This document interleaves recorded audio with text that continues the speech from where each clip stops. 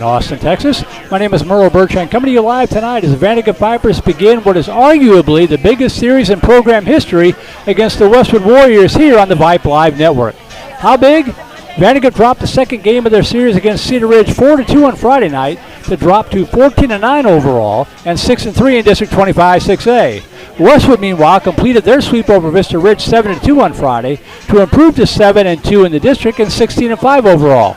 That puts the Warriors all alone in first place, one game ahead of the Vipers, Cedar Ridge, and Round Rock, with just 5 games remaining in the regular season. That sets the table here. We'll take a break. When we come back, we'll hear from Vipers head coach Gerald Hickel talking about Friday night's tough loss to the Raiders and what we can expect from this week's series against the Westwood Warriors. You're watching VandeGrift Vipers Baseball on the Vype Live Network.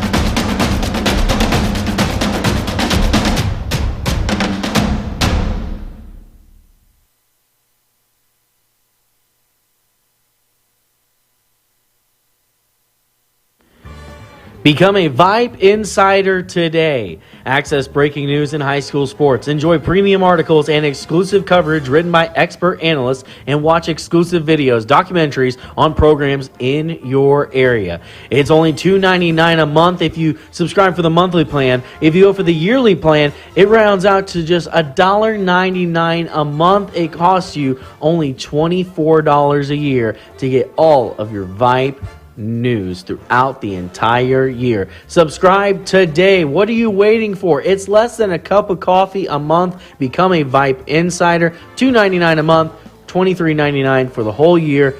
Hey, it's Vype. We will see you at the games.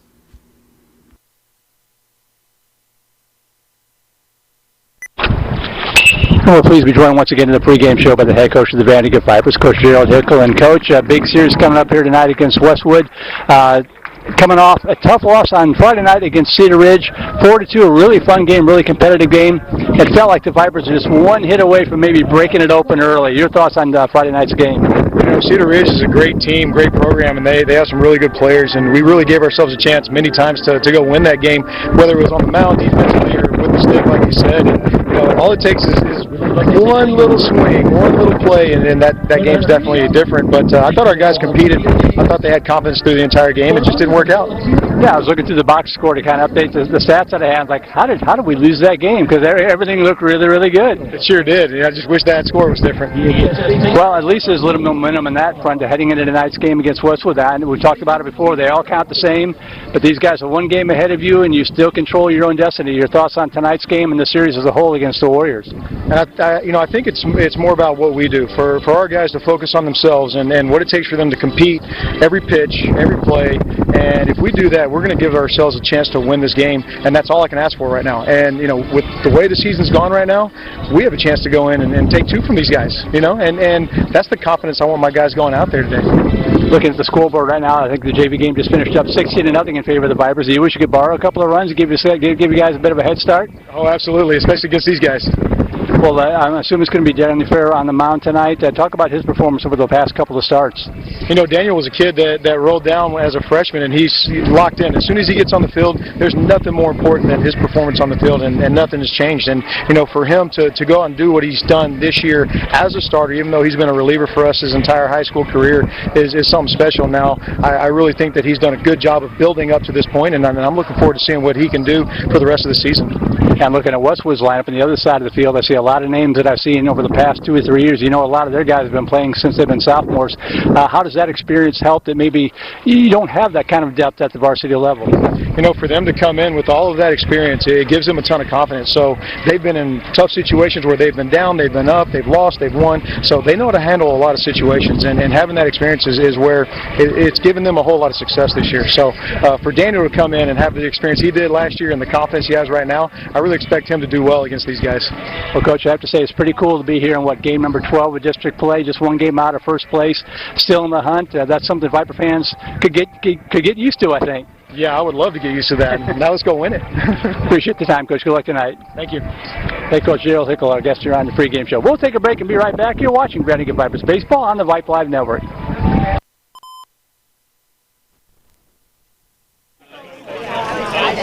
Matchup between the Westwood Warriors and the Vandegrifts Vipers. Coach, for our ceremonial proceedings, please join me in welcoming to the mound Vandegrifts High School teacher Mary Larson. Miss Larson, take the mound. Miss Larson's been a teacher at Vandegrifts for 10 years, teaching advanced geometry and Greek calculus. She's a graduate of Texas A&M University and holds a Bachelor of Science in Computer Science with a Master in Mathematics. Yes, I do. Miss Larson is a native Texan and has lived in Austin for over 20 years with her husband, son, and daughter, and a Pomeranian named Gracie. Miss Larson, the Vandegrifts community thanks you for your hard work, time, and commitment to the students at our beloved Vandegrifts High School. And with that, Miss Larson, throw out that first pitch.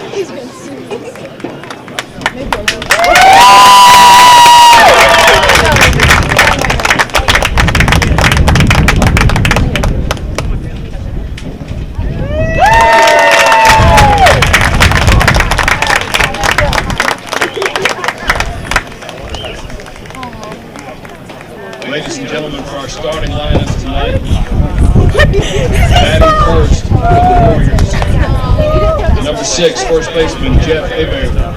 Batting second, number 11, second baseman Gail Garcia.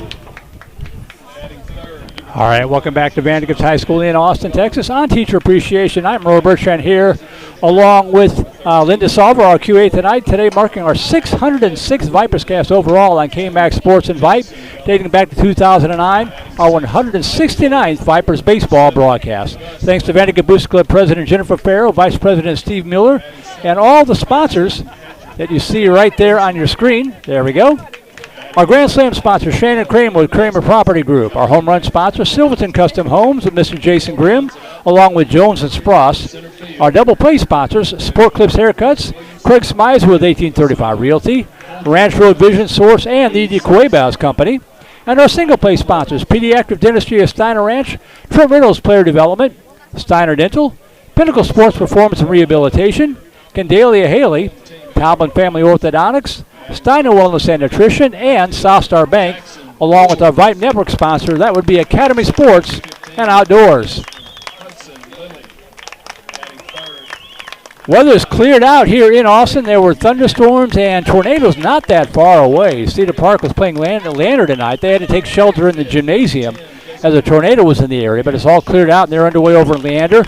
Never got bad here at all, so it looks like we're going to get this one in as we take an updated look at where things stand in the district race. As I mentioned, the Vipers dropped out of their tie with Westwood, into a three-way tie with Cedar Ridge and Round Rock, 1 game behind the Warriors. Vista Ridge 1 game off the playoff pace, while Stony Point remains in the hunt 2 games back. A Viper win tonight would pull the Vipers right back into a tie for first place. A loss wouldn't drop them out of the playoff race by any stretch of the imagination, but it would severely damage any hopes of capturing the district title. And we're going to stand by now for our national anthem.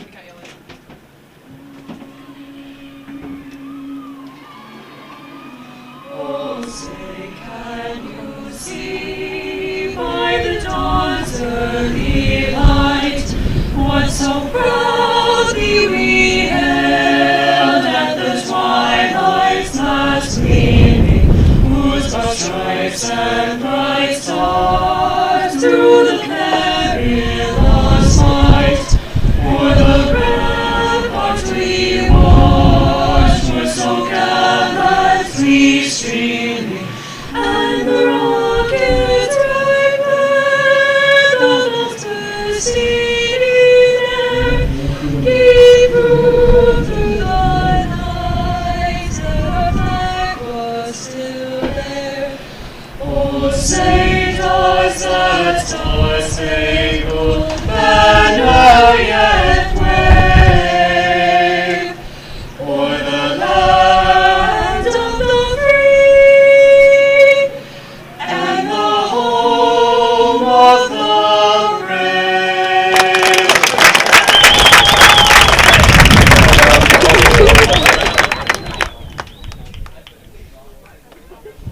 All right, we are ready for baseball from Benham Field in the campus of Vandergrift High School in Austin, Texas. Merle Bertrand here at the ballpark. Linda Savo back at the comfy, cozy Vype Live studios, better known as his living room sofa, as we get ready for this big ball game. The starting lineups for the Westwood Warriors: Jeff Ebert, first baseman, to lead it off. Gael Garcia at second base, batting second. Matthew Gould, the shortstop, batting third. Ridge Morgan, the designated hitter for their pitcher, Gerald Hyman, in the cleanup spot. Jackson Gula, the left fielder, batting fifth. Gus Windland in right field, batting sixth. Jack Brinson, the catcher, batting seventh. John Ramsey, the third baseman, batting eighth. And C. Moore, that's all we have. C. Moore, the center fielder, batting ninth. So Hubert, Garcia, Matthew Gula, Morgan, Jackson Gula, and Windland. Brunson, Ramsey, and Moore, the batting order for the Westwood Warriors. 7-2 in district play, 16-5 overall under head coach Casey Carter.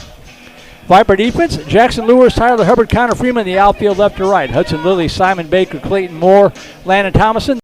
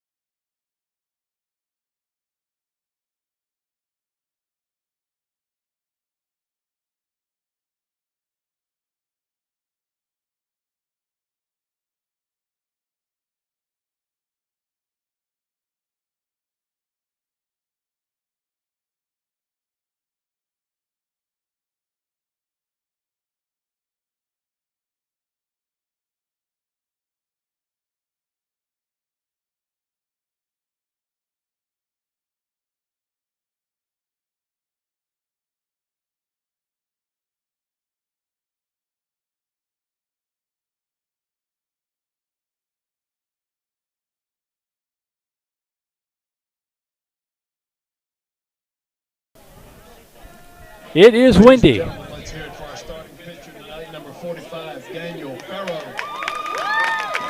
As we mentioned, tornadoes in the area over at Leandra High School earlier. Everything seems to be okay. Never got bad here, but it's awful windy. The wind blowing from right to left. Daniel Farrow on the mound. Jeff Hebert in the batter's box. And here we go. The first pitch in there for a called strike one, and we're underway from Benham Field.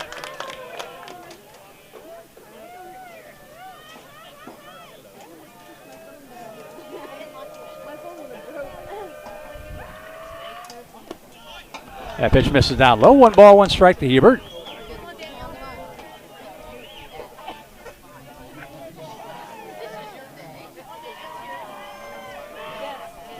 That ball line shot. 1 hop. No, it was caught off the shoe tops. I'll make sure anyway. It looked like it was a line drive to me. But Clayton Moore right there for the put out, and there's 1 away. Westwood, number 11, second baseman, Gael Garcia. 1 out for Gael Garcia.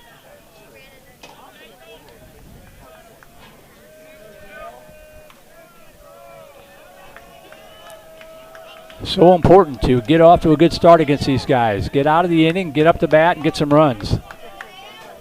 Garcia steps in from the right side. 1 out, base is empty.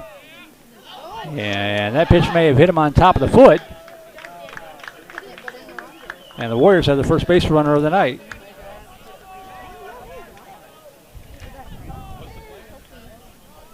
Third for Westwood, number 21, Matthew Bell.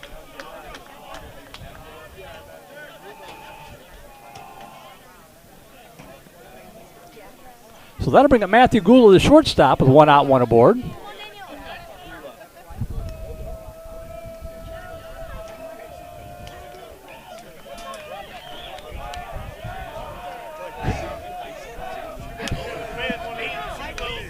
swung on, foul back, strike one.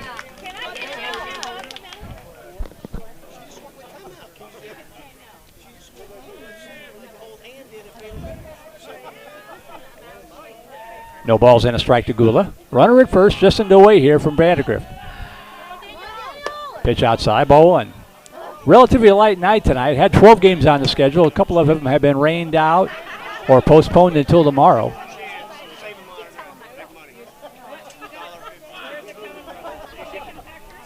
One ball, one strike. Sky high fly ball in the right center field, drifting over and coming in. Fighting the wind is the right fielder Connor Freeman, but he stays with it for out number two. Saw it in the JV game earlier. Nothing hitting the air is easy tonight. Wind swirling, blowing from right to left. Two outs, and that'll bring up the designated hitter, Ridge Morgan. 323 to the left field line, 325 to right field, 380 to dead away center field. Ball just doesn't carry very well here. And pitch outside corner, strike one to Morgan.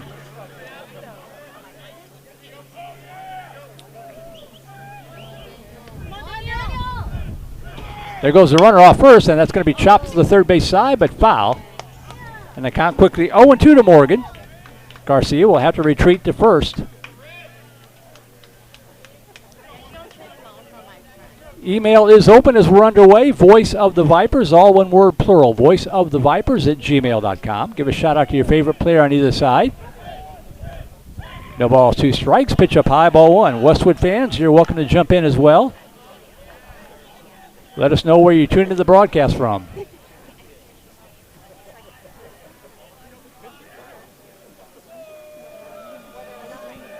One-two pitch from Farrell. Swing and a miss, strike three. Pulled the string. And a good inning of work from Daniel Farrell and the Vipers. No runs, no hits, one error. No errors, one runner left on base. We played through one half inning of play. Westwood nothing, and the Vipers coming up to bat.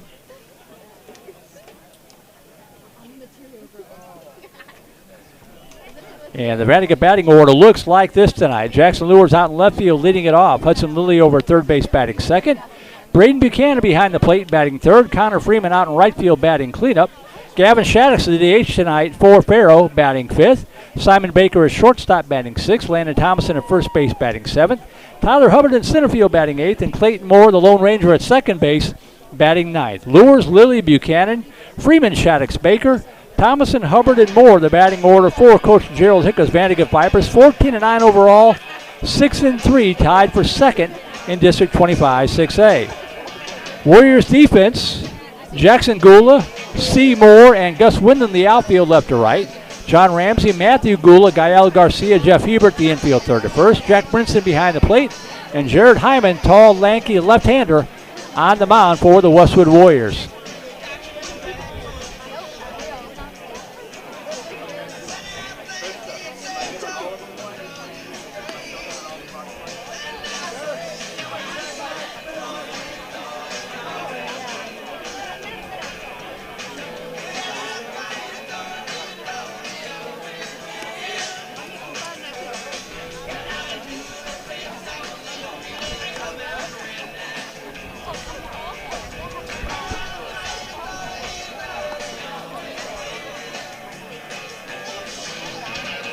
So mission accomplished in the top of the first inning.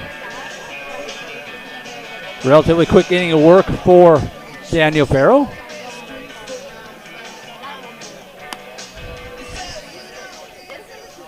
Just 11 pitches in that first inning. And let's see if the Vipers can go to work, be patient against Jared Hyman, and get the starting pitcher out of the ball game.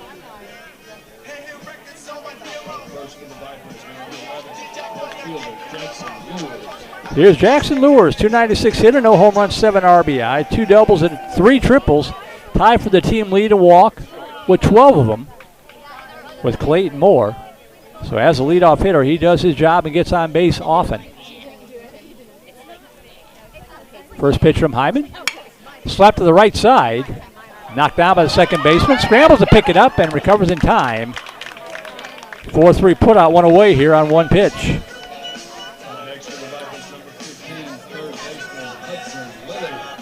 And that'll bring up Hudson Lilly. 259 hitter, no home runs, 5 RBIs, a double on the season.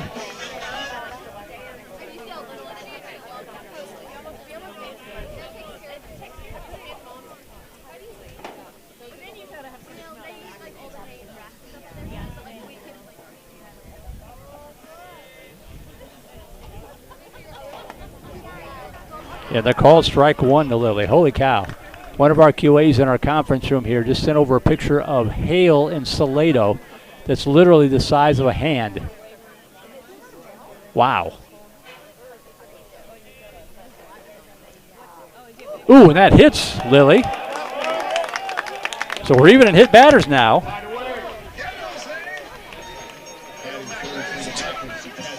So Lilly's aboard the hard way. That'll bring up Braden Buchanan. Buchanan, a 373 hitter, leads the team in batting average, I believe. 1 home run, 9 RBI.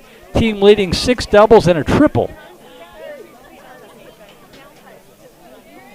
So Buchanan steps in, runner at first with 1 away.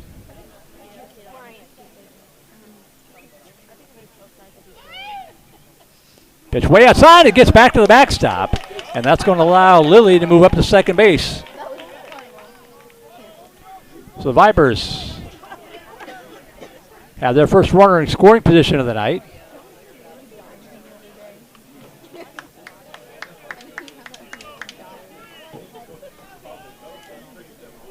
Lilly's got good speed, so if Buchanan puts it in play, he should score.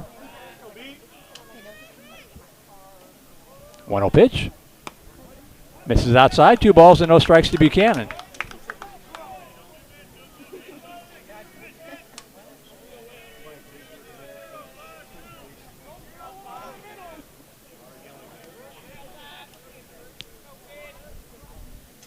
Two balls, no strikes. Curveball paints the inside corner for a strike. 2-1 to Buchanan.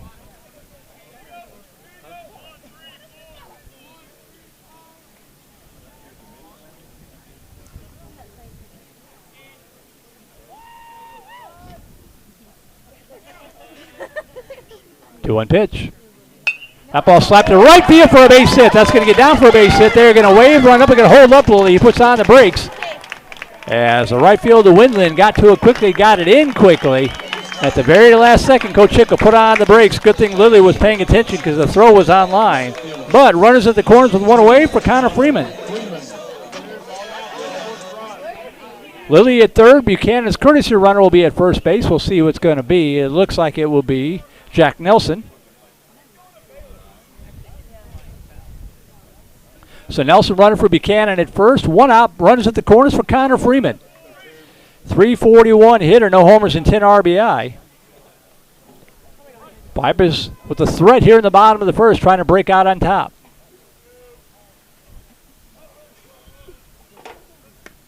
Pitch with the knees, call strike 1.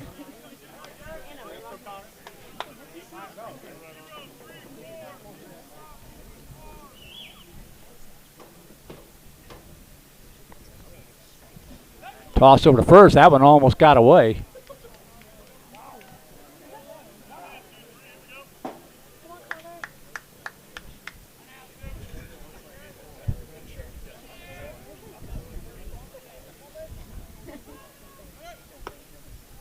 Misses outside. 1 ball, 1 strike to Connor Freeman.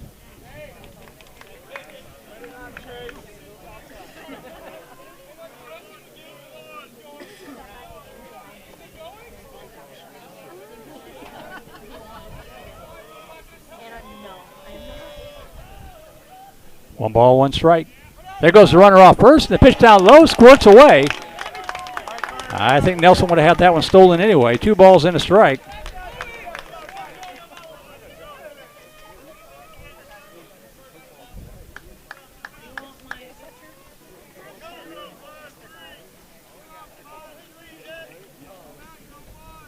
So now runners at second and third with 1 away. 2 balls and a strike to Freeman. Oh, that one called the strike. Looked a little high, but the count 2-2 to Freeman.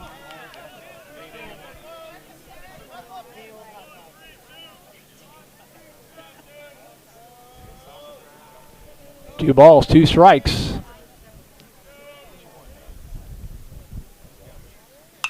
Ground ball right side, and they look to run her back, and it'll be a 3 unassisted for out number 2. And that'll bring up the hot-hitting Gavin Shaddix with 2 outs, trying to pick up the Vipers runners in scoring position here.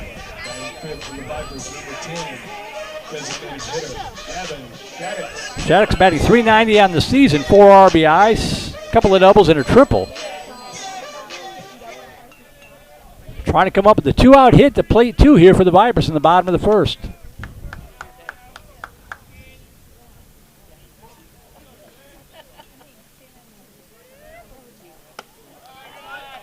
Ooh, that looked good to me, but the umpire says no. Ball 1.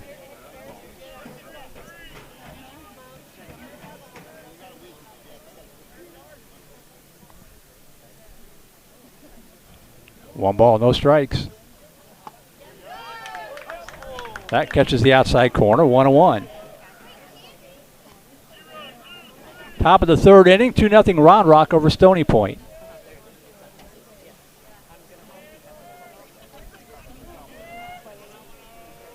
One pitch. Popped up on the infield. A little confusion, but the shortstop drifts over and makes the catch. Matthew Gula hauls it in to retire the side, and the Vipers leave 2 runners in scoring position. So no runs, 1 hit, no errors, 2 runners left on base. And we will go to the top of the second inning. Still no score here from Benham Field. Our treat tonight. Thank you very much for coming.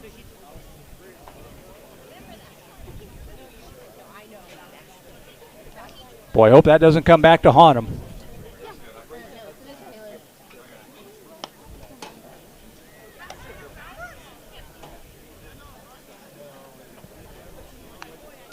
So we go to the top of the second inning. 5, 6, and 7 hitters due up here for Westwood. Jackson Gula, Gus Winland, and Jack Brinson due up.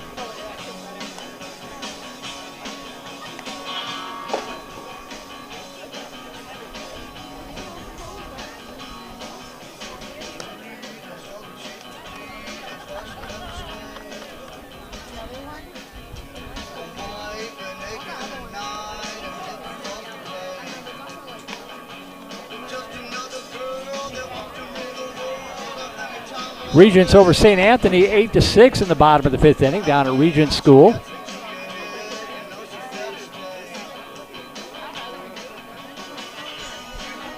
Cedar Park and Leander probably about to get underway. They were delayed. They were literally hiding out in the high school gym waiting for the weather to pass. So here is Gula stepping in with the first pitch from Daniel Farrell. Just misses outside, ball 1. Bowie San Marcos, no score, top of the 4th inning down in San Marcos. That brushes him off the plate, and the count 2-0 to Gula.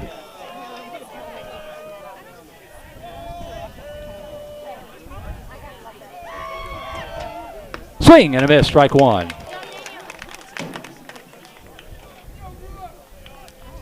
Yep, Cedar Park and Leander just getting underway after waiting for the weather to pass. Glad everybody's okay over there. Oh, and that hits Gula's second hit batter of the ball game for Farrow. Puts the leadoff runner aboard. That'll bring up the right fielder, Gus Winland. Batted 6 for Westwood. Number 7 right fielder, Gus Winland.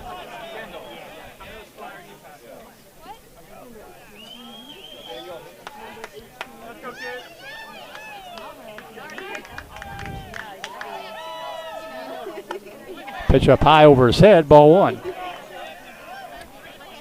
Lilly, the third baseman, in quite a ways at third base in anticipation of a possible bunt.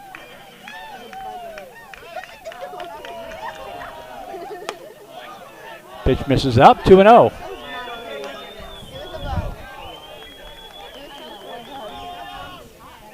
Big one, another big one in 25-5A. Liberty Hill up 3-0 on Rouse after 1.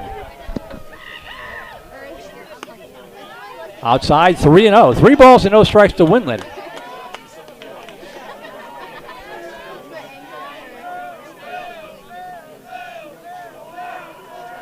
Rio pitch. Right down the pipe, strike 1. 3 balls, 1 strike to the Warrior right fielder.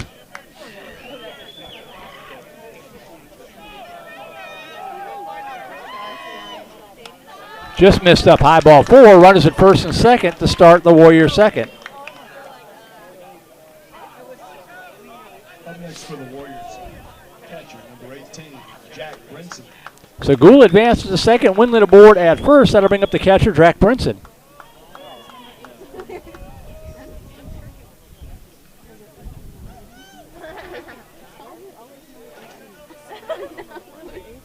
For Daniel Farrow, you got the bottom of the order to do up here. Just go to work on them. No harm done yet.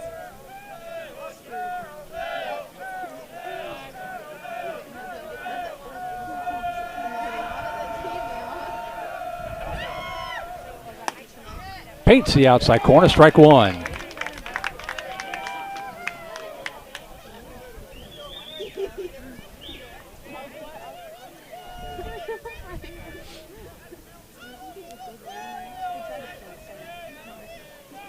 Oh, one pitch. Didn't miss by much. Umpire kind of flinched like he wanted to call it and couldn't quite pull the trigger. So 1 ball and a strike here to Brinson.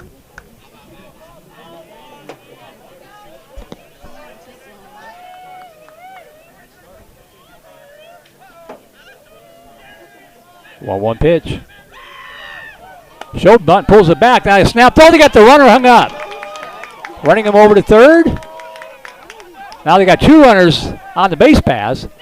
He's safe at second. Now they got him hung up between first and second. Going to tag him out at second. He's out of the baseline. And they're going to get him. Holy cow, that's going to be a double play for the Viper defense. Westwood runs himself out of an inning.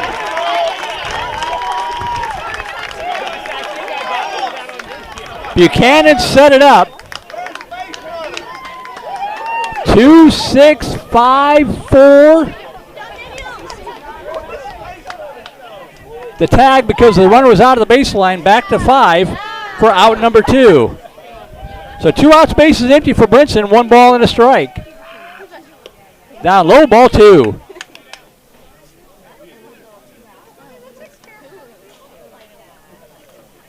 That's what you call the rally killer.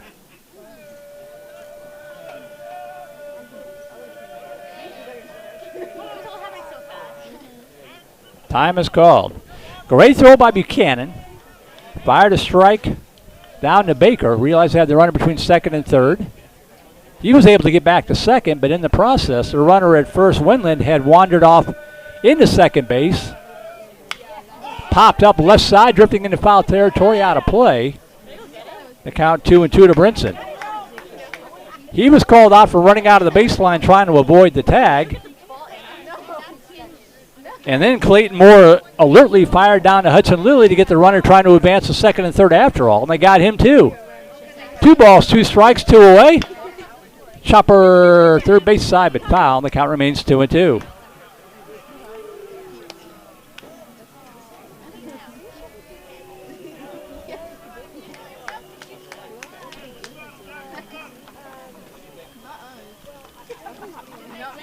You know, when I was a kid, I sucked at that game Simon when he had to remember the colors and get the sequence in order. They shouldn't test me like that with all these complicated putouts. 2, 6, 5, 4, 5.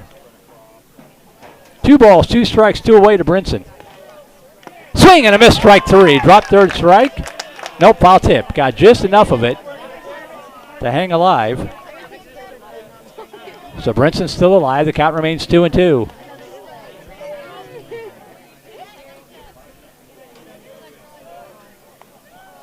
The pitch. Down low. That's only ball 3 by my count.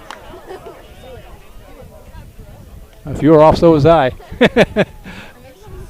So apparently it's a 2-out walk to Brinson, and that'll bring up John Ramsey. We'll have a courtesy runner coming in for Brinson.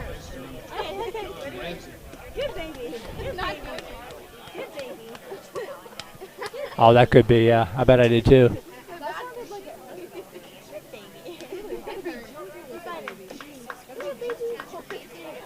I think this is Colton Clements running over at first base. 2 outs, runner at first.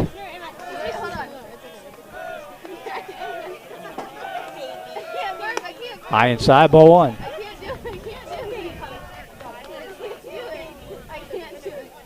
Number 19 is the runner. That is Michael Flores running at first base.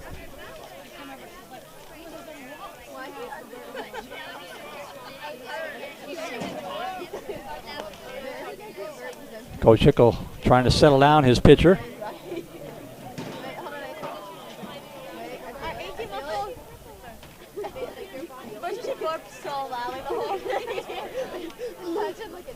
Hit batter and a walk. But then a convoluted pickoff turned into a double play to wipe the bases clean, but now another walk given up to Brinson. Flores has taken his place at first base, and the pitch is 1-0 to John Ramsey. Coach Hickle's seen enough, trying to settle down Daniel Farrow on the hill. Message delivered, message received, called strike one.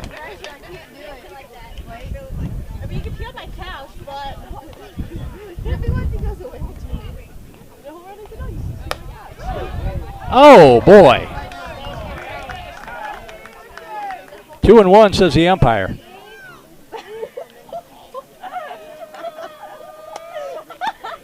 That catches the outside corner, 2-2.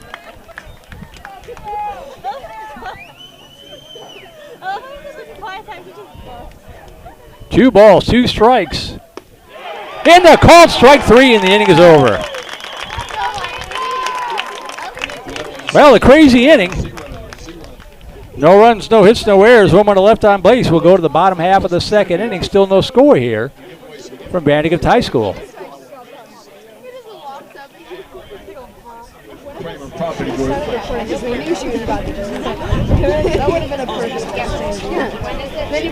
Fans, it is Teacher Appreciation Night. We would like some teachers to box for some gift cards. Sarah Clark, Advanced Pre-Cal in Geometry.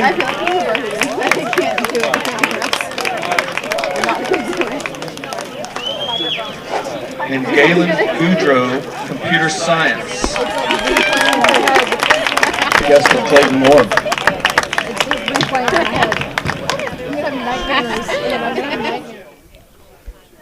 All right, 6, 7, and 8 hitters due up here for the Vipers. Simon Baker, Landon Thomason, and Tyler Hubbard due up. VandeGrift had runners at second and third with one out in the first inning. Couldn't capitalize. Got out of a jam in the top of the second. Let's see if we can get a couple of runs here.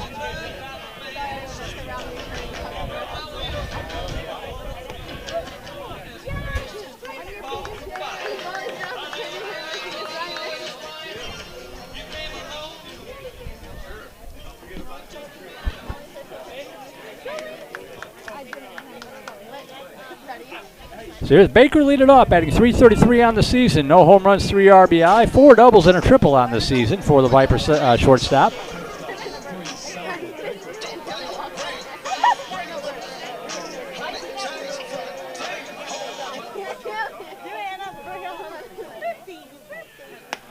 Takes the first pitch in, they're called strike one.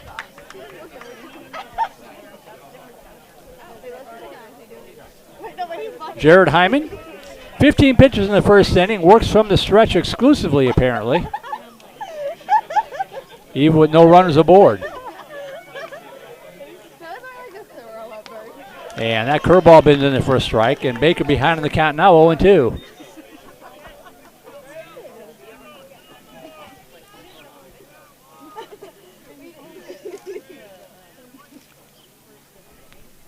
Oh-2 pitch, catcher setting up outside. Swing and a miss, strike three, and Baker's out on strikes. We're out number one. First strikeout of the night recorded by Hyman. And with one out, that'll bring up first baseman Landon Thomason.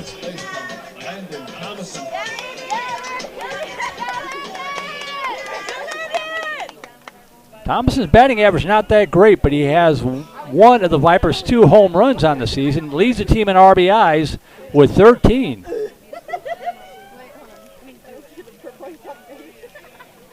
So he's productive. And there's a hard hit ball knocked down by the shortstop. And a high throw pulled him off the bag, safe. Gould did a good job staying with it, but the throw pulled the first baseman, Jeff Hebert, off the bag. And Thompson is aboard on the E6.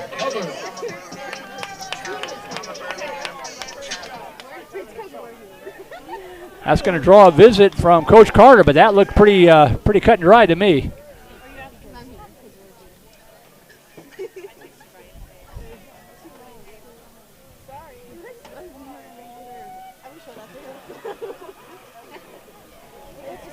McNeil, Cedar Ridge, no score, bottom of the second.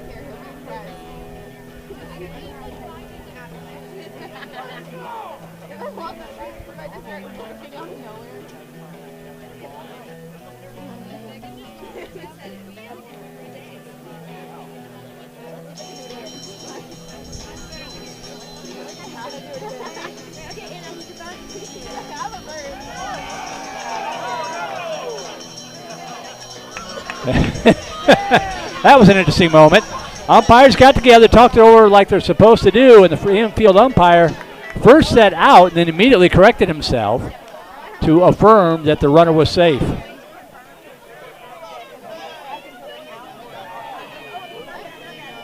So Thompson will remain aboard at first base, and Tyler Hubbard steps in.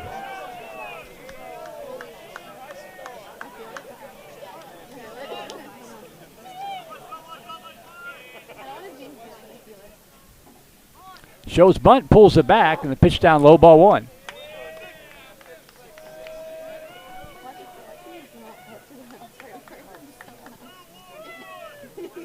Thompson, a good base runner, 6 out of 7 in stolen bases.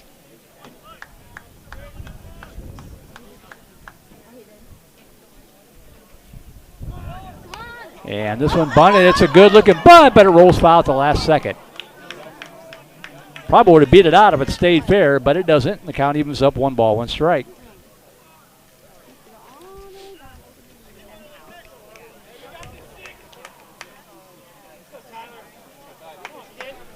So 1 ball, 1 strike to Hubbard, the Vipers center fielder.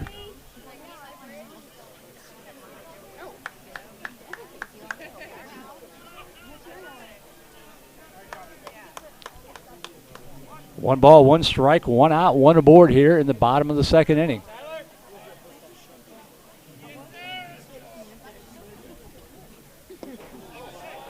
Pitch down low, 2-1 to Hubbard. Clayton Moore on deck.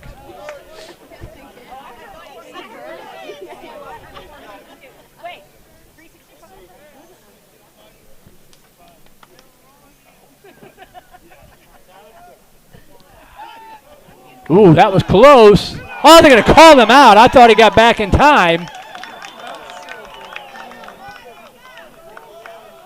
They catch Thomason leading and pick him off.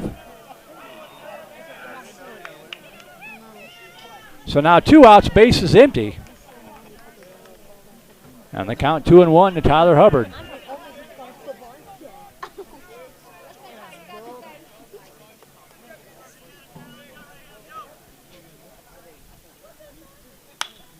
And this one popped up.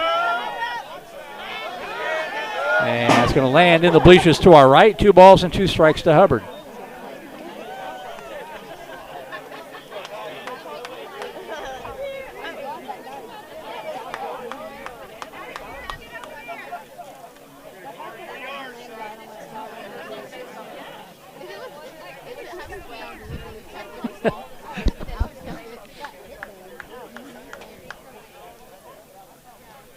Two pitch with 2 away. Poked in the air right side, again into foul territory, and making a catch, a sliding catch in foul territory was Jeff Hebert, the first baseman. Nice catch for the 3rd out of the inning.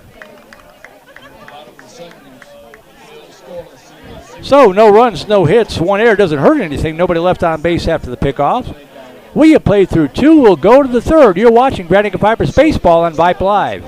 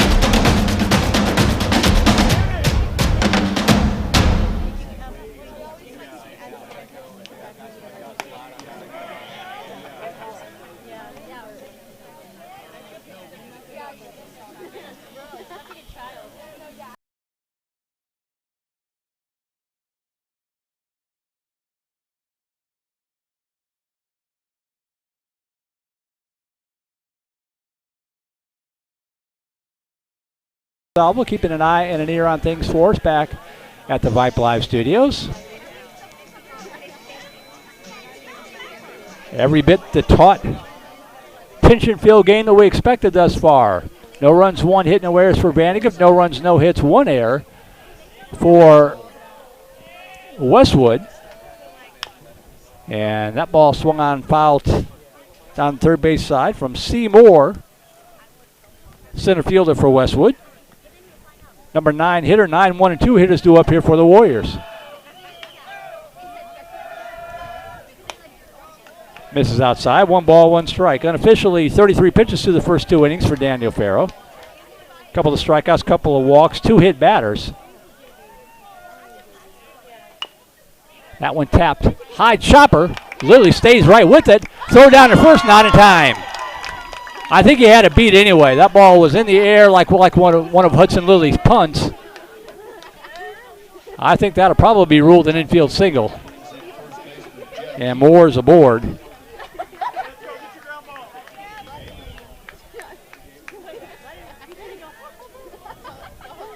That'll bring up Jeff Hebert, first baseman. It is ruled a single. That is the correct call, in my opinion. And the pitch up high, ball 1 to Hebert.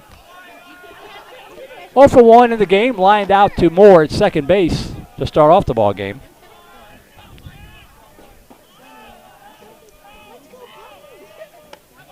High and away, ball 2. 2 balls, no strikes.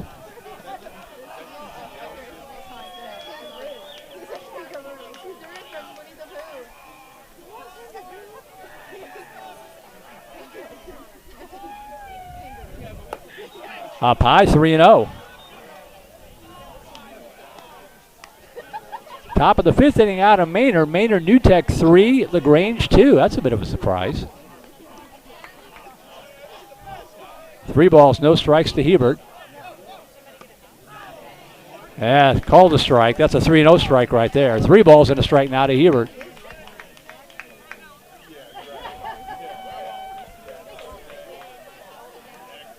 Three-one pitch. Up high, ball 4. And once again, Westwood has runners at first and second. Keep putting them on board. Eventually, they're going to break through. As the heart of the order coming up here now with runners at first and second, nobody out. Garcia reached after getting hit by the pitch in the first inning.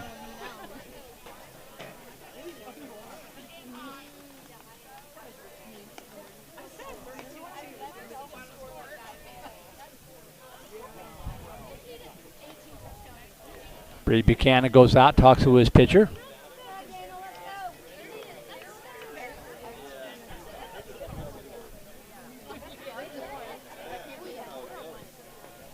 So Westwood has something brewing here in the third inning. Runners at first and second, nobody out. And now Coach Hickle's going to come in.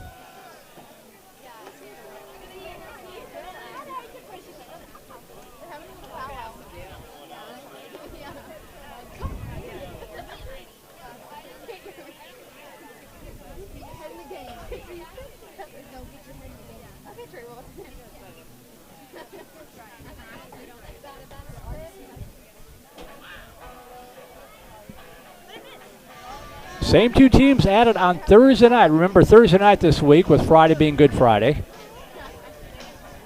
So it'll be Thursday night from Westwood High School. And it'd be so much nicer to go into that one with this one in your back pocket than have to win on the road to earn a split. And Farrow's going to come out of the ball game.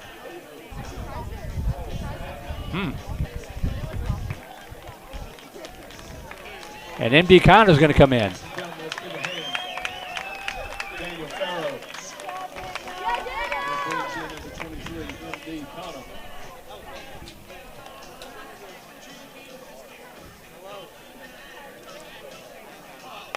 So here comes MD Connor into the ball game. We'll get you his unofficial numbers here. He's making his 9th appearance of the season. A record of 0-1, pitched very well and taking the loss at Cedar Ridge, or against Cedar Ridge on Friday night. So 9th appearance, record of 0-1, 19 and 2/3 innings pitched, giving up 11 hits, 6 runs, 5 of them earned. Struck out 25 and walked 4. That's what Coach wants to see. Struck out 25, walked 4, an ERA of 1.82. His job is to come in here, throw strikes, make them put it in play.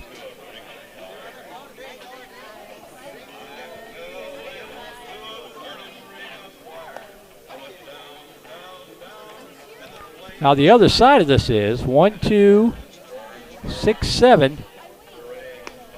Farrow's only pitched 40 pitches tonight, so if needed, he could come on in relief again on Thursday night with 70 pitches still in his bucket to work with if needed.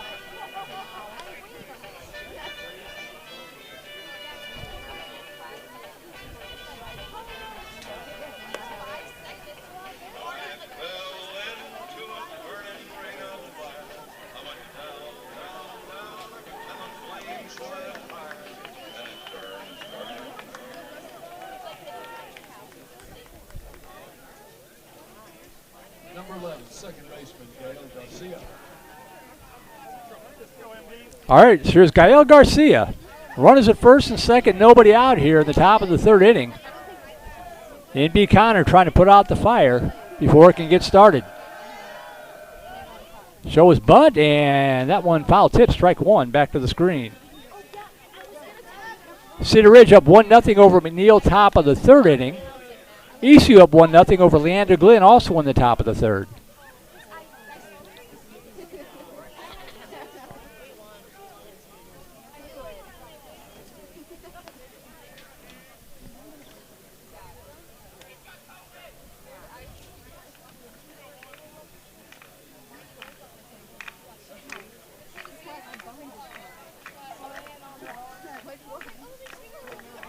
No balls, one strike to Garcia.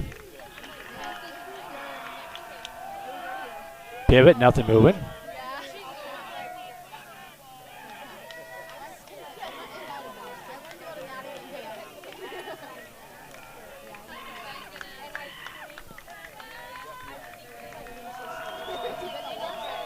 Oh, one pitch. Shows bunt again, bunts it right in front of the plate. Well done. Buchanan gets it, fires over to first in time. Well executed there by the Viper defense, but a beautifully placed bunt by Gael Garcia. It's actually a 1-4 sacrifice as Moore had to come over to cover. And with one out, that puts runners at second and third for the number 3 hitter, Matthew Gula.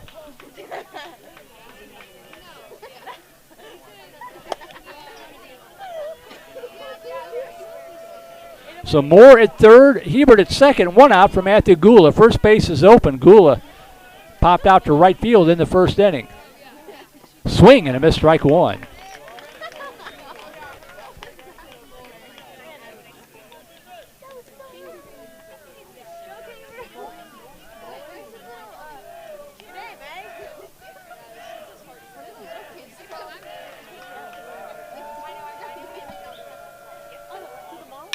Chopper left side, they're going to come home. It was dropped by Lilly. I think he was going to go home, may have taken his eyes off the ball, and that allows a run to score.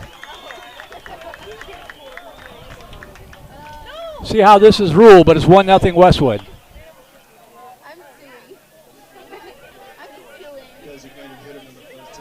Gould's aboard at first. Hebert had to hold at second. So runners at first and second, still one out, one in, and Ridge Morgan steps in, struck out to retire the side of the first. Pitch down low, ball one. Not sure where he's going. I don't know if he thought he was hit by that pitch or.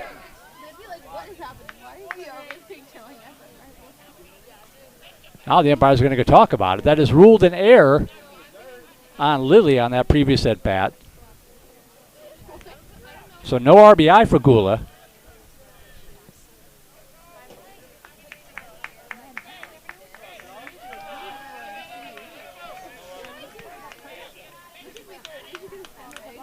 So let's reset it. Hebert at second, Gula aboard at first on the air, one run in as Moore scores. And it's 1 ball, no strikes to Ridge Morgan. 1-0 Westwood on top.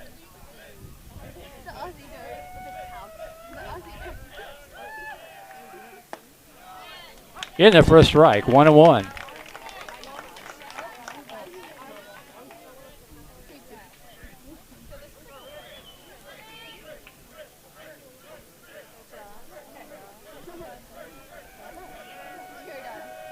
One pitch.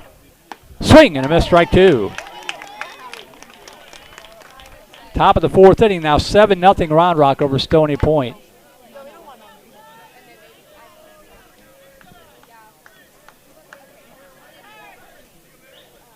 One ball, two strikes.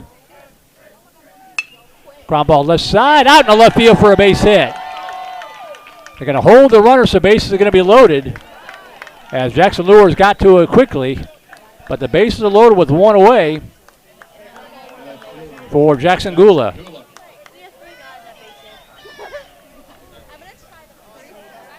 So Hebert at third, Matthew Gula at second, Morgan at first for Jackson Gula with one away. He reached in the second inning after getting hit by a pitch and was wiped out in that weird double play. Infield in at the corners. Good block there by Buchanan to keep that one from going back to the backstop. One ball.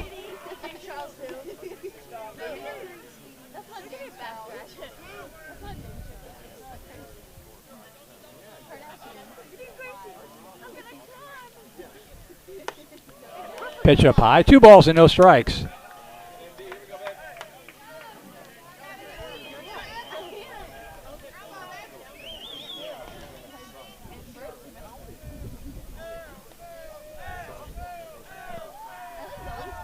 Two-0 pitch.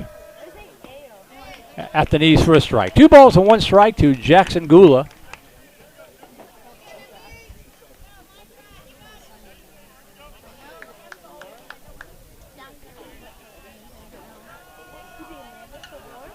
Two-one pitch. Just missed inside. No place to put him. 3 balls and a strike.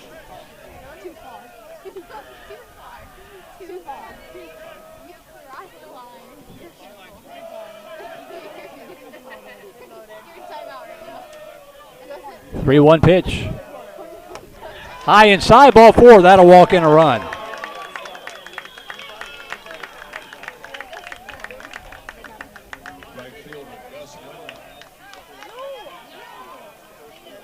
So now 2-0 for Gus Winland. On the RBI for a walk from Jackson Gula.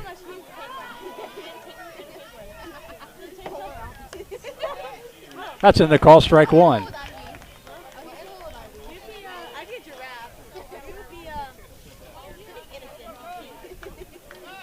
Not out of the woods yet. Base is still loaded, still just 1 out. That one didn't miss by much. 1 ball and a strike to Winland. Walked in the second. Matthew Gula at third, Morgan at second, Jackson Gula at first. 1 ball and a strike to Winland. In there for a strike, 1-2.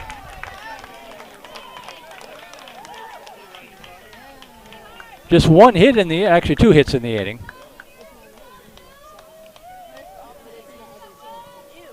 One-two pitch.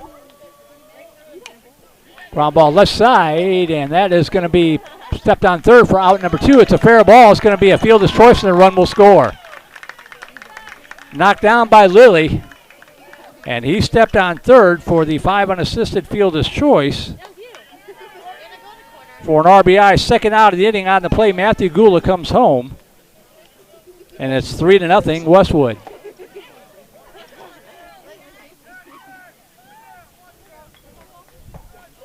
So 2 outs now, runners at first and second. Pitch up high, ball 1 to Jack Brinson, the catcher.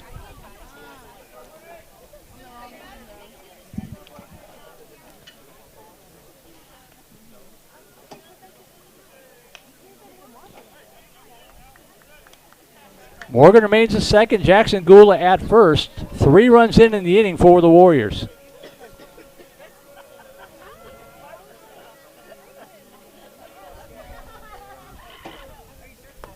Curveball stays up high, ball 2.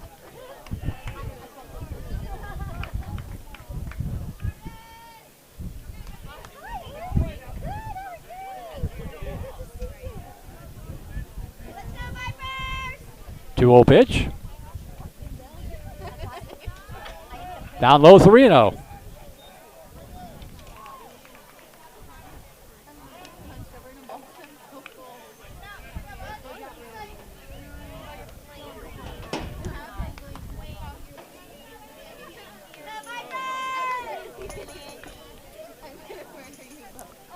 3 balls, no strikes to the Warrior catcher. Taken all the way, misses outside, ball 4. So Viper pitcher struggling with control tonight. And the bases are loaded again.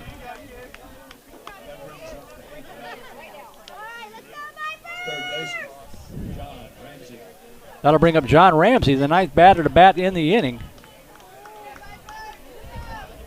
And Michael Flores again going to run for Brinson.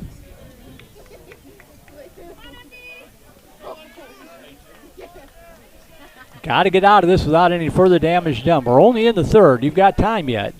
Just can't afford to fall too much further behind. High and away, ball 1.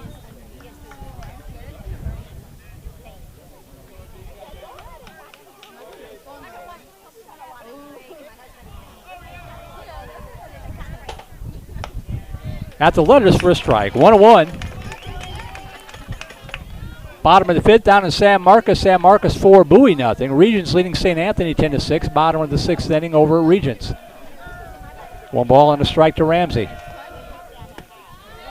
Inside corner, called strike 2.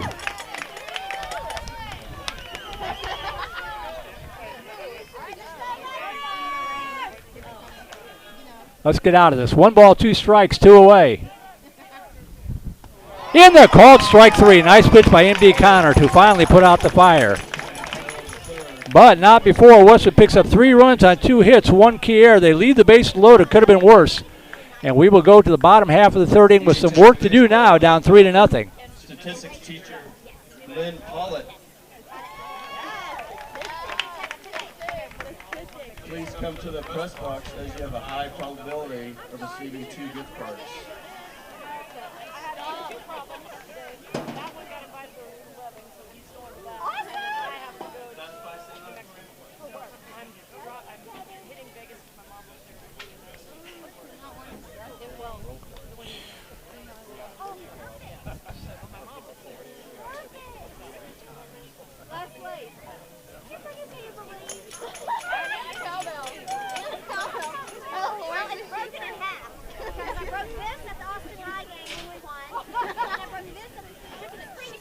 Well, only 1 legitimate hit in that inning. There was an infield single, took a high chop.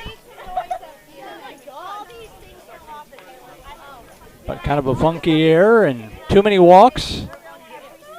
Set the table. Westwood capitalized. And they'll take a 3-0 lead here in the bottom of the 3rd inning. It'll be 9-1 and 2 hitters due up here for the Vipers. Let's get 1 or 2 of them back. It'll be Clayton Moore, Jackson Lewis, and Hudson Lilly going to work against Jared Hyman. Top of the 5th, 7-0 Round Rock.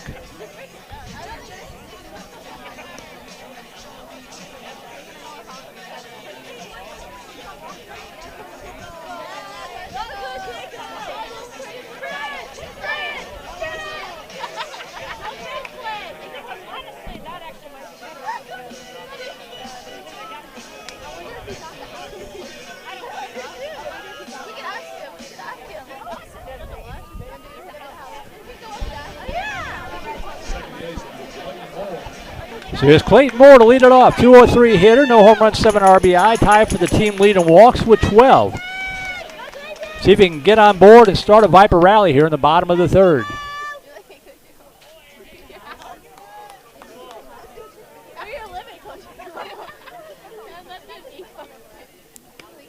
Looks at the first pitch, down low, ball 1.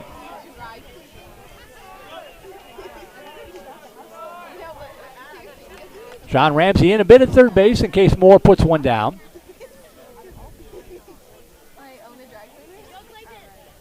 He thought about it, pulls the bat back, and the pitch misses outside. 2 balls and no strikes.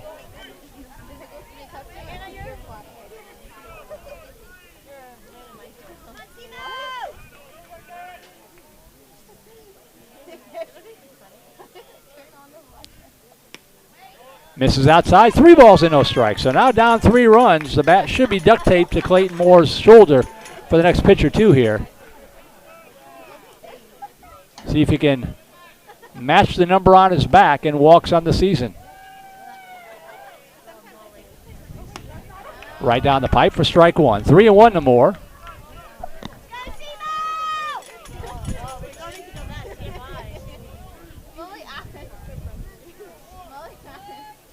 3 balls, 1 strike.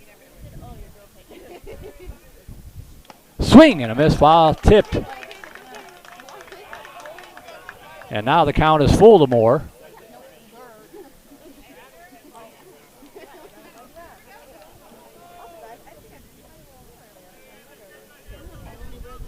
Three balls, 2 strikes. The pitch from Hyman. Off the bat hand, a little pop-up, and that's going to be caught by the second baseman, Gael Garcia, for out number 1. Back to the top of the order, we'll go to Jackson Lures.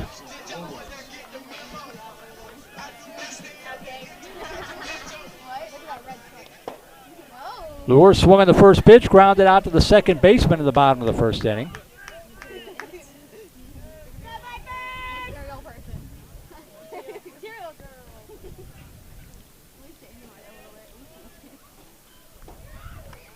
And that pitch misses outside, ball 1.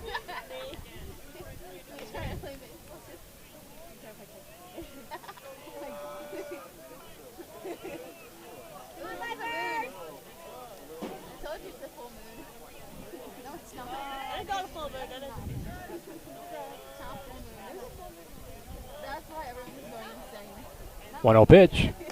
Check the swing. Did he go? Yes, he did. Strike 1.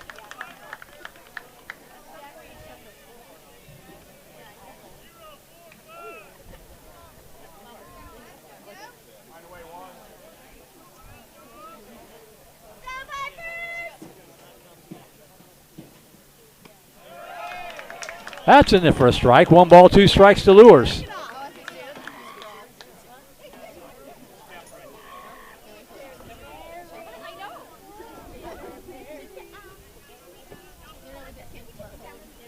One-two pitch.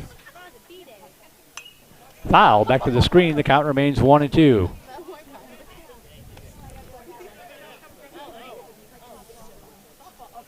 Cedar Ridge 5, McNeil 1, top of the third. So Vandegrift getting no help whatsoever from McNeil or Stony Point tonight.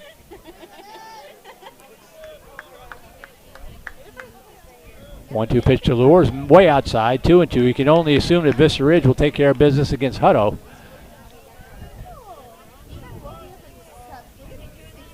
So Vandegrift in serious danger of losing ground to everybody that matters. 2 balls, 2 strikes, 1 away. Lifted in the air, left side, pretty well tagged into the wind, but it's going to hold up and going to be caught by the left fielder, Jackson Gula. Gave it a ride, but not far enough, and with 2 outs and the bases empty, that'll bring up Hudson Lilly.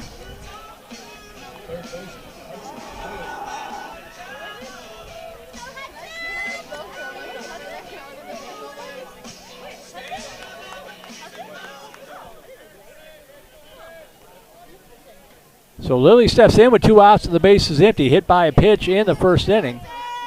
Left stranded at third.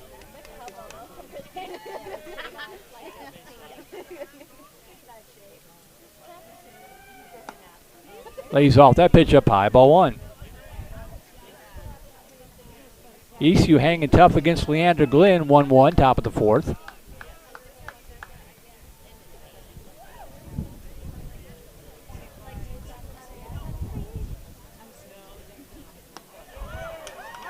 Just catches the outside corner, says the umpire, strike 1.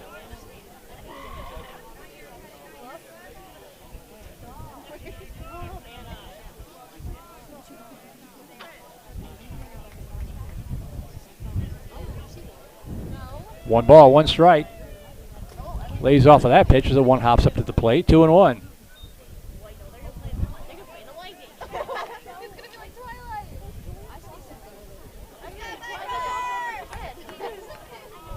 Two and 1 to Hudson Lilly, trying to get things started here with 2 outs in the bottom of the third.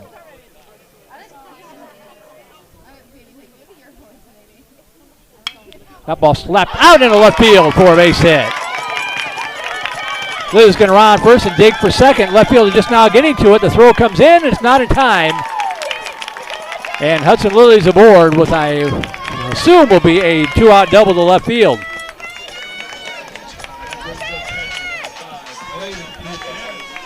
And that'll bring up Braden Buchanan with 2 outs, runner at second. Ramsey maybe could have had a play on it, but it got to him pretty quickly.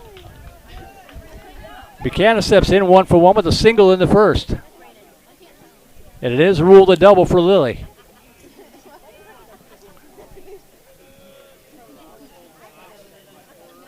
Swing and a miss, strike one on the foul tip.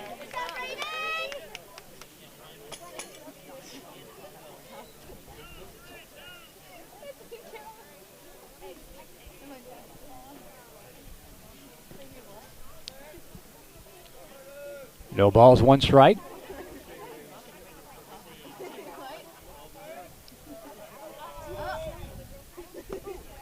Down low, 1 ball, 1 strike. Again, Lilly with good speed. If Buchanan can put it in the outfield, he should be able to score.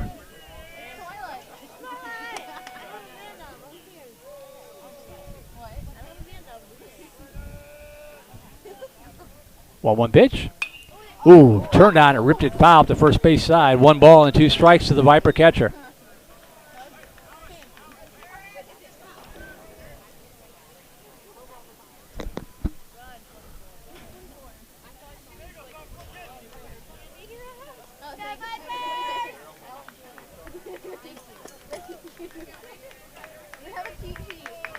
One and 2 to Buchanan.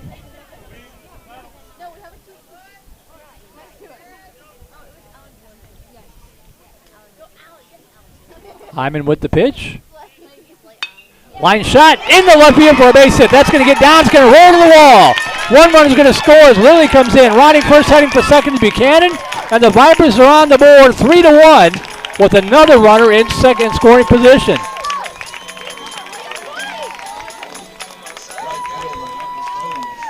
So back-to-back doubles. That one a shot from Buchanan to score Lilly.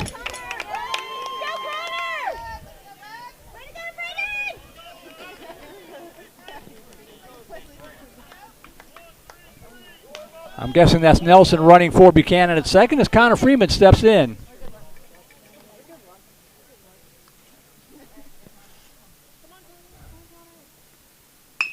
Line shot into the glove of the pitcher. Hard hit, but right at Jared Hyman, and the inning is over.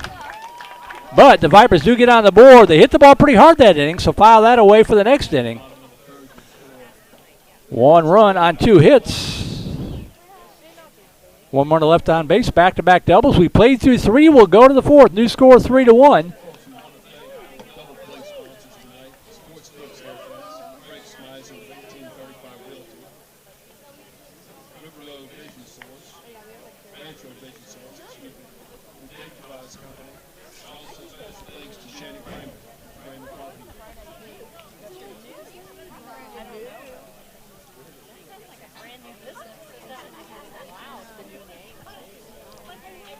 In the 4th inning for Westwood, it'll again be the number 9 hitter to lead it off for the 2nd straight inning as they sent 9 batters to the plate in the 3rd.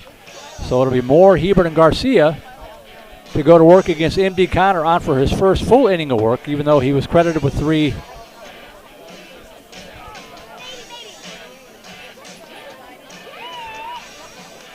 Yeah, he got the 3 outs in the 3rd inning as well, even though he came on in relief.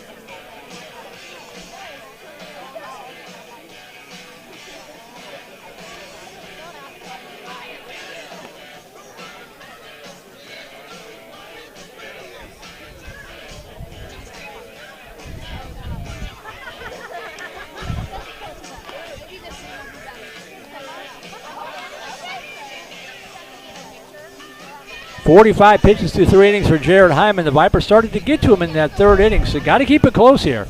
Can't give up any more runs. You still have 4 outs or 4 innings to make up 2 runs in this ball game. Of the scores, Cedar Park over Leander 5-0 after 3 innings out in Leander after a weather delay. Liberty Hill leading Rouse also in Leander tonight, 4-1 after 3. I'm guessing that game was delayed as well. Rouse isn't that far away from Leander High School.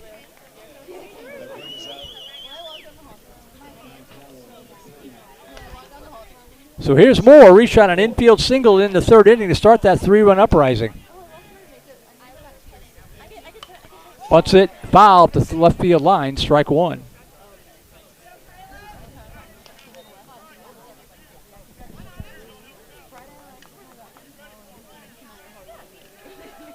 Vipers did a good job chipping away at it. Got one of them back in the bottom of the third. Looking for a quick, quiet fourth inning here for Westwood. That pitch misses inside. 1 ball, 1 strike to Moore.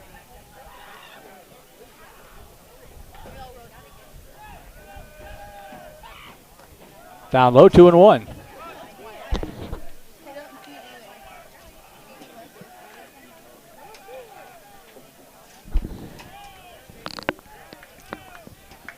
Two balls, 1 strike. Up high, 3-1.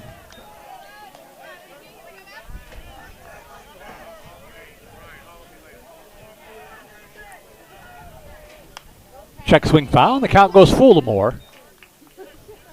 So good battle here between EMD Connor and Moore. 3-2 pitch. Inside corner, called strike 3 for out number 1. Good pitch from Connor. That is one of his trademarks right there, 1 away.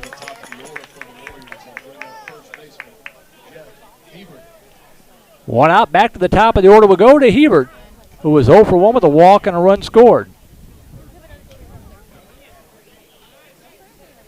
Up the center field fence is blown open again. It was doing that during the JV game. And looks like they're going to go ahead and play with it open.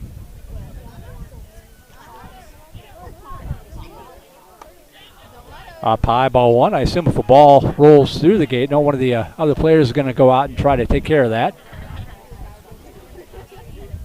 1-0 pitch. Up high, ball 2.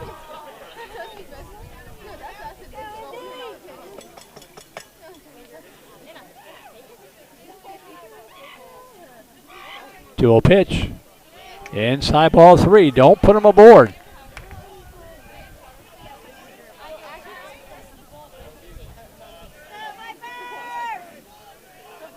Three-0 pitch.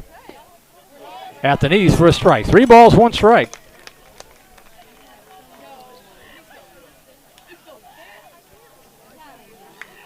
Three-one pitch. Swing and a miss, strike 2. Nice job battling back here by Connor. Let's see if we can get him. 3 balls and 2 strikes. 3-2 pitch. Line shot out into center field for a base hit. So Hebert fights off the 3-2 pitch. And he reaches, and that'll bring up Gael Garcia.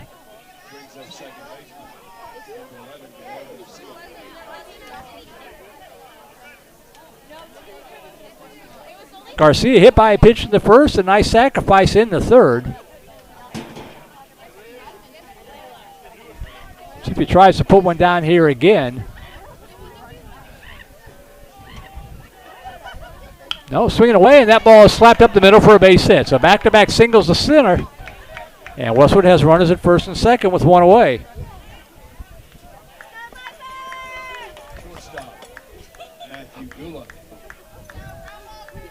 So here's Matthew Gula with 1 out, runners at first and second. He is 0 for 2, but he reached out an error in the third, a tough error.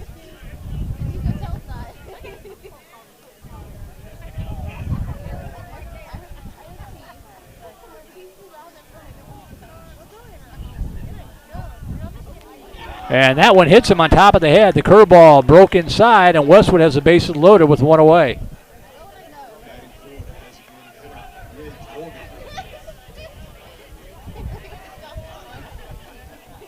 So Hebert at third, Garcia at second, Gula at first with 1 out for Ridge Morgan.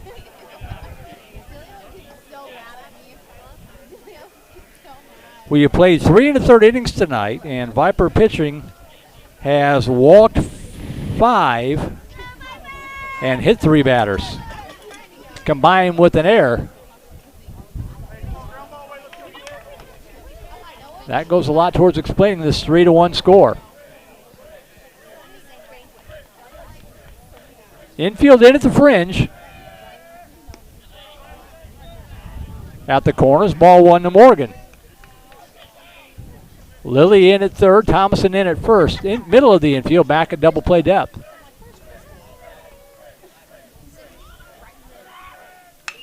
That ball is a fair ball down the line. That's going to score at least 2. Rounding second, heading for third is Matthew Gula. He's going to be waved around. He is going to score. It's going to be a 3-run double to left field off the bat of Ridge Morgan, and Westwood leads it 6-1.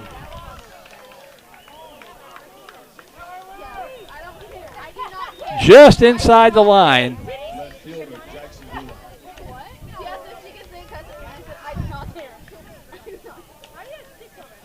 And Ridge Morgan clears the bases.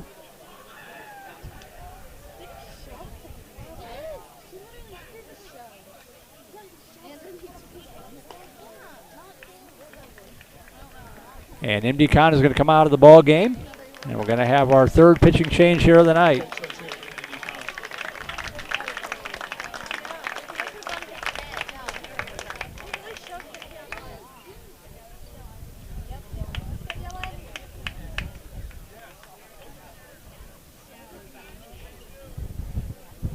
And this looks like it's going to be Dylan Mulcahy going to come in to become the third Viper pitcher of the night.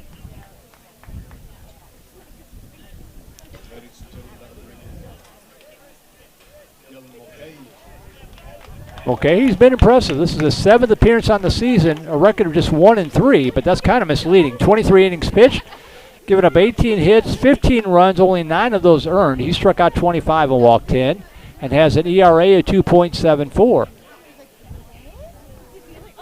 Pretty good candidate for the number 3 starting pitcher should the Vipers make the playoffs and need that. So an opportunity for him tonight to keep Westwood in check here and see if the Vipers can get back in the ball game.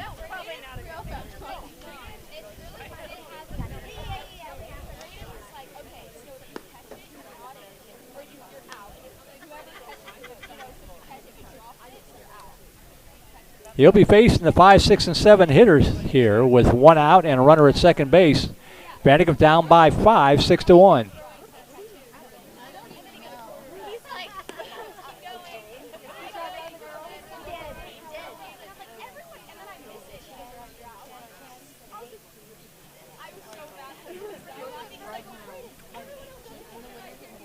Top of the 6th inning, Round Rock still leading Stony Point 7-0.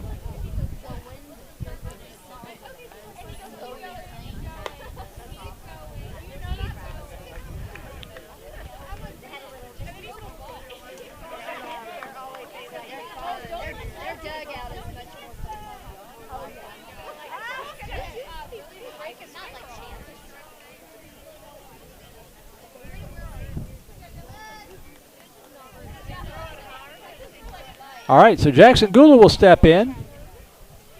Hit by a pitch, also an RBI walk in the 3rd inning. So no official at-bats. And takes the first pitch from Mulcahy in there for a called strike 1. Ridge Morgan still standing at second base after driving in 3 runs. 1 out here for the Warriors in the top of the 4th.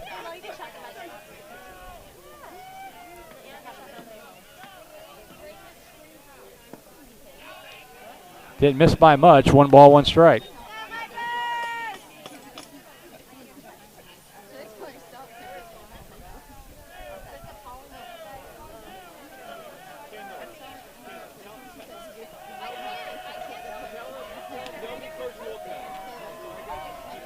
One pitch. Check the swing. Did he go? Looks like he held up. And the pitch down low, ball 2.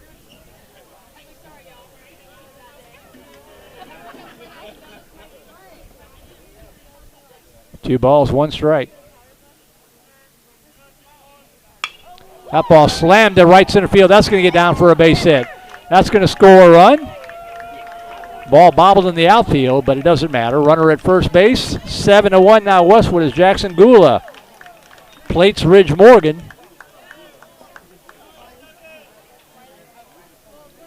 And it is 7-1 Westwood.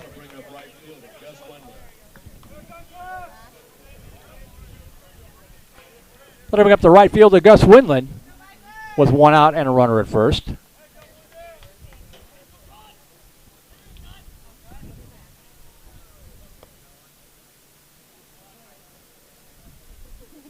Swing and a miss, strike 1 from Mulcahy. Windland on the night, 0 for 1 with an RBI fielder's choice in the 3rd inning.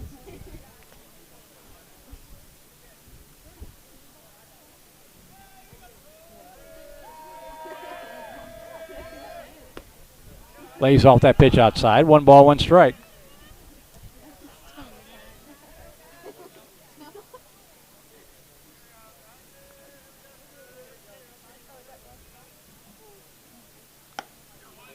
Misses up high, 2-1.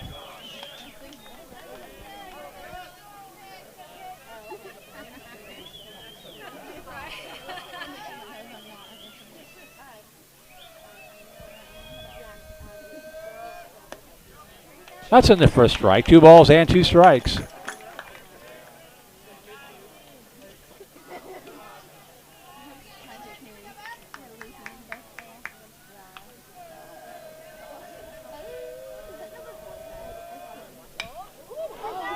Swung on, popped up right side, drifting into foul territory. Thompson has a beat on it and hauls it in for out number 2. So a big second out of the inning. Retires Winland. And with 2 outs, that'll bring up the catcher, Jack Brinson.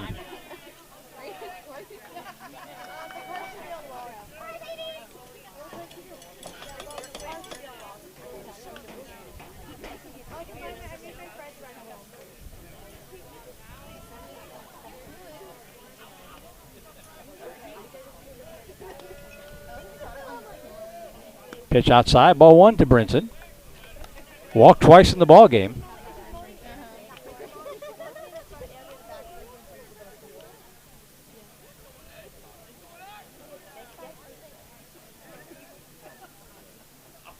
Swing and a miss, strike 1. Ball and a strike.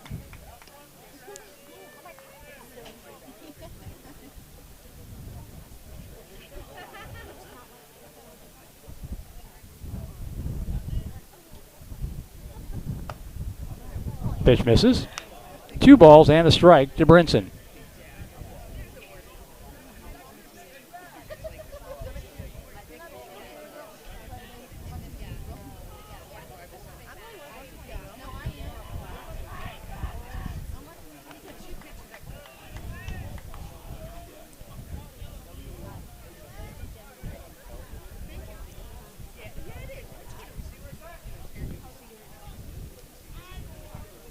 Two-one pitch.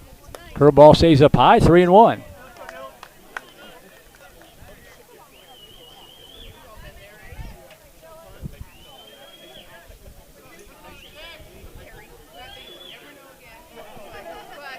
Three-one pitch. Down low, ball 4, and Westwood has runners at first and second again.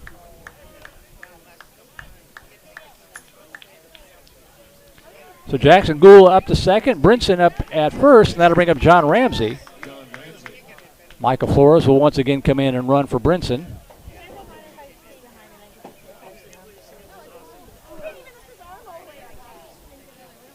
And for the second straight inning, Westwood has sent 9 batters to the plate.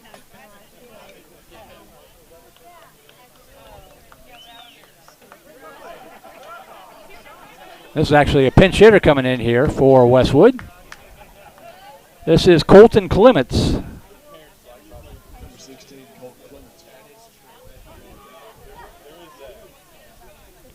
So Clements will pinch hit for Ramsey with 2 outs, runners at first and second.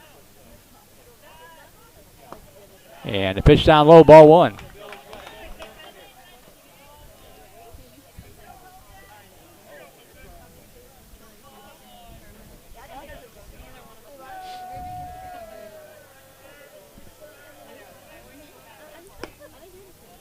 Down low again, 2-0. Viper pitchers just cannot find the strike zone tonight.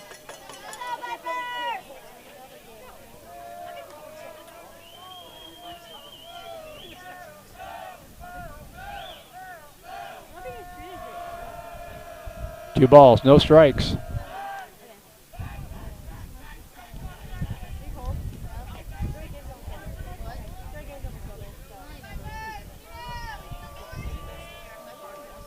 Two-0 pitch. At the knees for a strike, 2-1.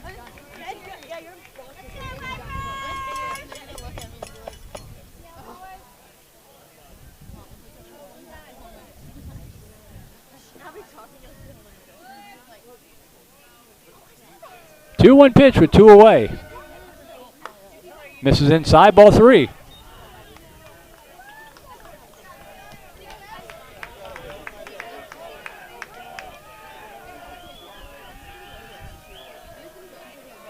3-1 pitch. Nice curveball for a strike. 3-2.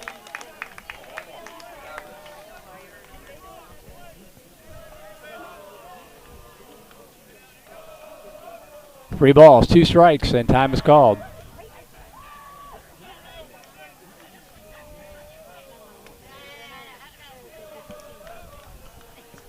Three-two pitch, 2 away. Yeah, oh, how was that not a strike? Wow, so Clemens draws a walk. And that'll bring up Moore, who started the uprising innocuously enough by striking out about 15 minutes ago.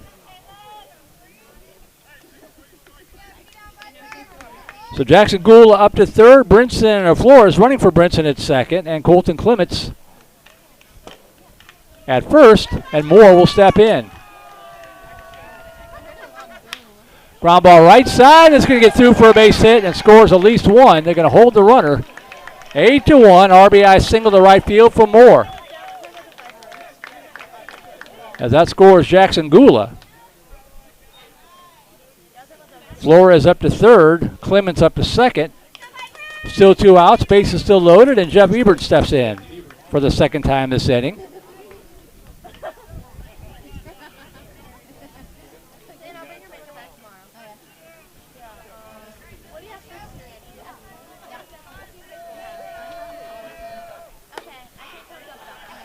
And that pitch misses up high. Ball 1 to Ebert.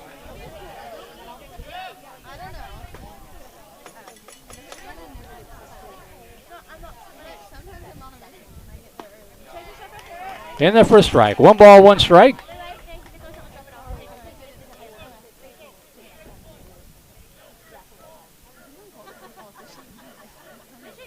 Swing and a miss. Strike 2.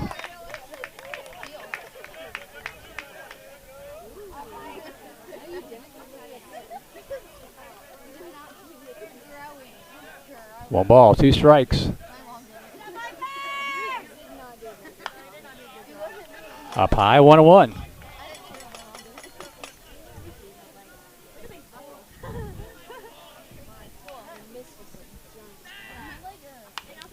That one golfed to the right side, and making the catch is Landon Thomason to finally retire the side. But in the inning for Westwood, they tack on 5 runs. 3, 4, 5 hits, I believe.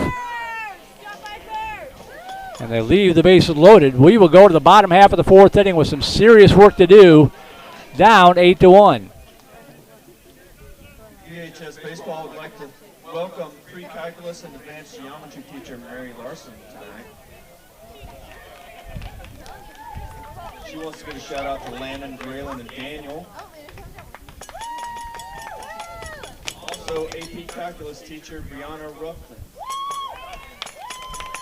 Thanking Asher for inviting her, and good luck for the rest of your All right, so we go to the bottom of the 4th inning. We want to thank, of course, Jennifer Farrow and Vice President Stephen Miller and the Vandegrifts Baseball Booster Club, and all the sponsors that you see there. Our Grand Slam sponsor, Shannon Kramer with Kramer Property Group.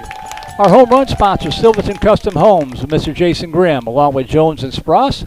Our double play sponsors, Sport Clips Haircuts, Craig Smides with 1835 Realty, Ranch Road Vision Source, and the DeCuevas Company. And our single play sponsors, Pediatric Dentistry of Steiner Ranch, Trent Reynolds Player Development, Steiner Dental, Pinnacle Sports Performance and Rehabilitation, Candalia Haley, Tomlin Family Orthodontics, Steiner Wellness and Nutrition, and South Star Bank, along with our Vype Network sponsor, Academy Sports and Outdoors. Be sure to thank all those folks for their help, because without them, we wouldn't be on the air right now.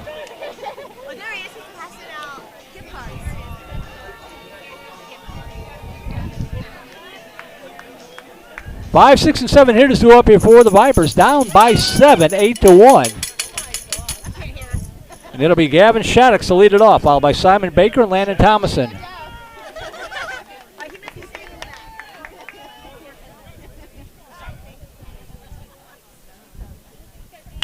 Line shot off the glove.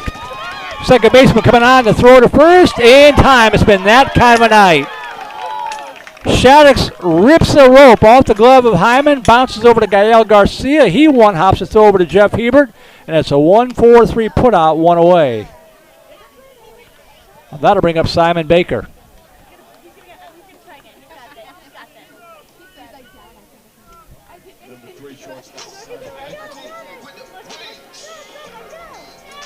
Baker 0 for 1 in the night, struck out to lead off the second.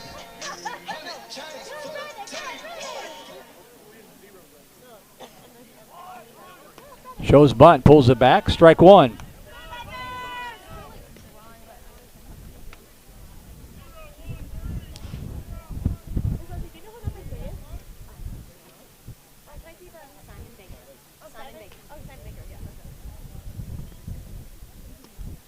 Pitch inside. 2 balls and no strikes to Baker.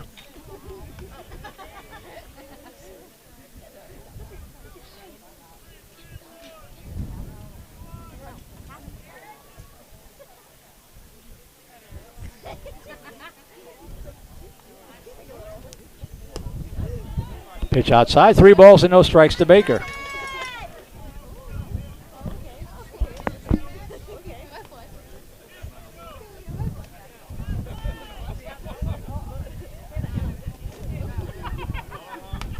Outside ball 4, and the Vipers have a base runner. So Baker's aboard for the first time tonight. And that'll bring up Landon Thomason.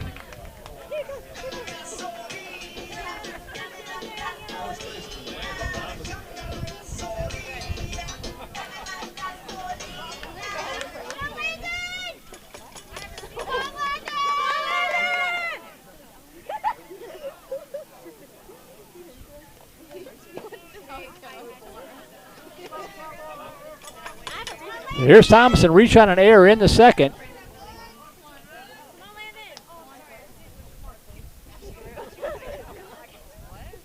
And the pitch up high, ball 1.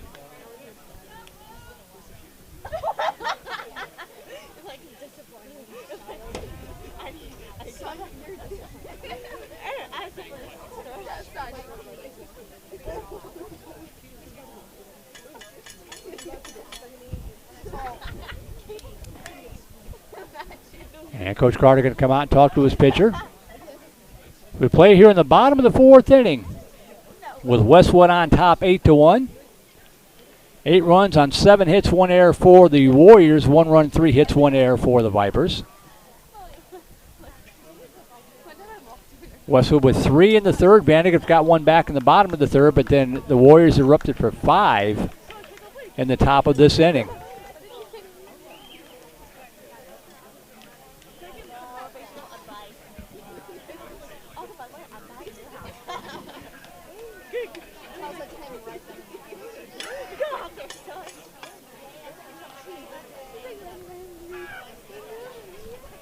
So 1 ball, no strikes for Thomason.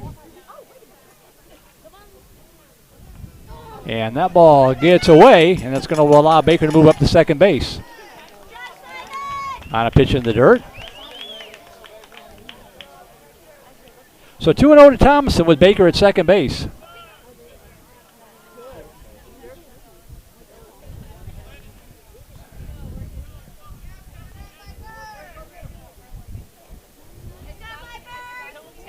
Two-0 pitch.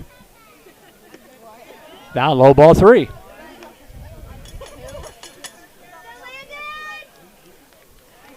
New Tech and the Grange tied up 3 apiece, top of the 7th.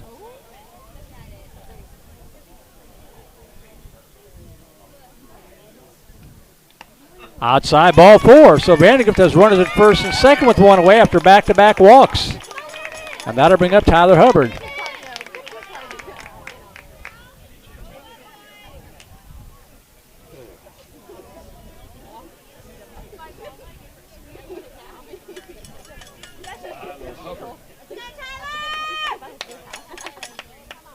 Hubbard 0 for 1, popped out to the first baseman in foul territory, and a nice play by Ebert. Oh, that didn't look like a strike to me, but the umpire says it was strike 1.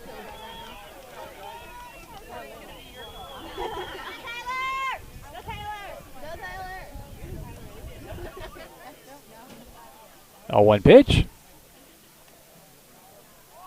Shows bunt, pulls it back. The pitch misses outside. 1 ball, 1 strike.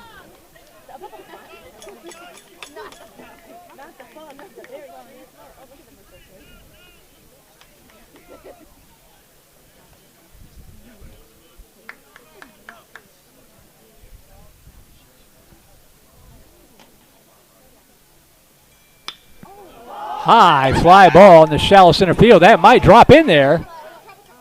Nope, it's going to be caught by the center fielder Moore. There were 3 guys there. That wind just held it up. And Hubbard is out for the second out of the inning. So 2 outs now for Clayton Moore.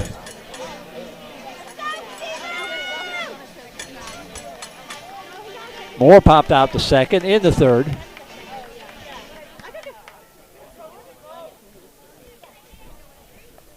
So 2 outs, runners at first and second for Moore.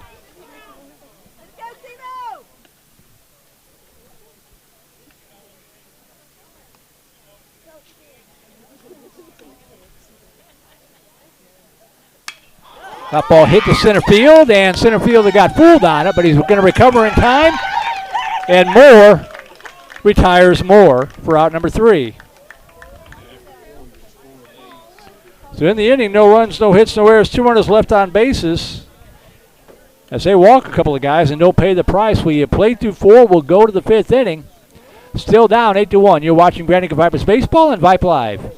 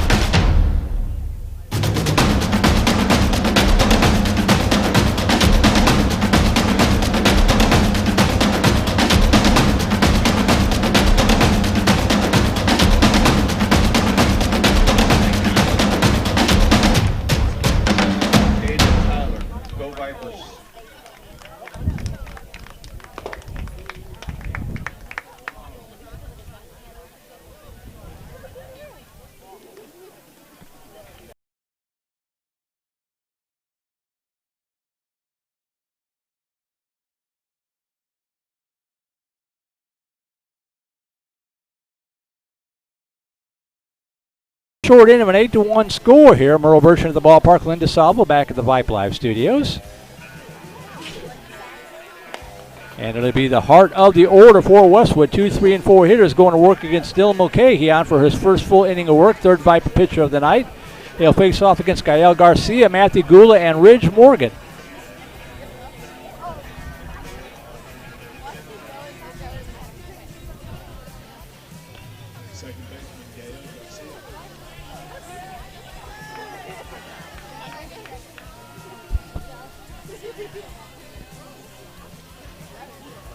So here's Garcia. Swung on and fouls it back. Strike 1. Hit by a pitch, also a sacrifice bunt, and a single. Scored a run in the 4th inning.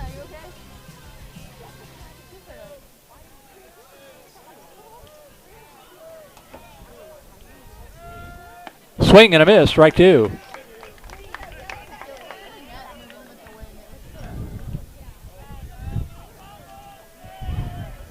No balls, 2 strikes to Gula. Poked it in the air right side. Thomason drifting over. And snow coned it a little bit, but he stayed with it and made the catch for out number 1.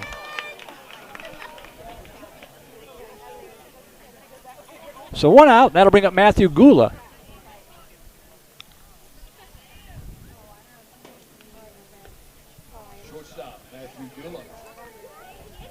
Gula officially 0 for 2, reached on an error, reached on a hit by pitch. He scored twice tonight. Steps in here with 1 out and the base is empty.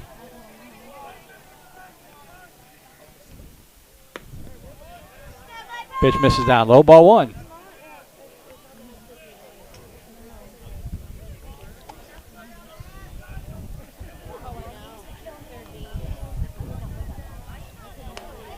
Ducks out of the way of that curveball, inside ball 2.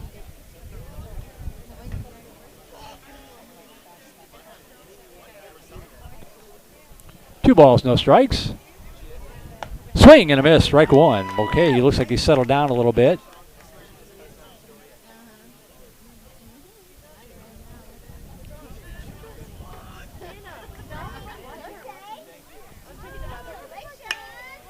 Just as I say that ball poked in the air to center field. Is going to drop in there for a base hit. So 1 out single to left center field from Gula. And that'll bring up Ridge Morgan.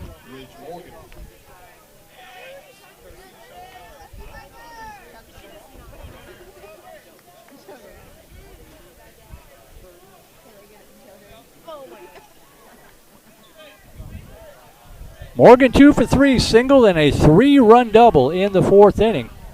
Toss over to first runner back.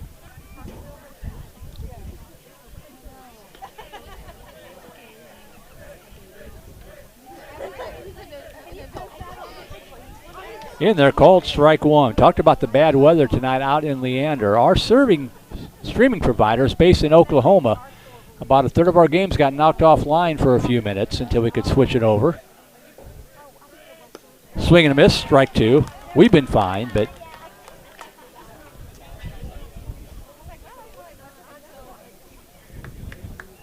if you're out in the weather, be careful. No balls and 2 strikes to Ridge Morgan. Swing and a miss, strike 3. And Dylan Mulcahy looking a lot better now. His first strikeout of the night. With 2 outs, that'll bring up Jackson Gula.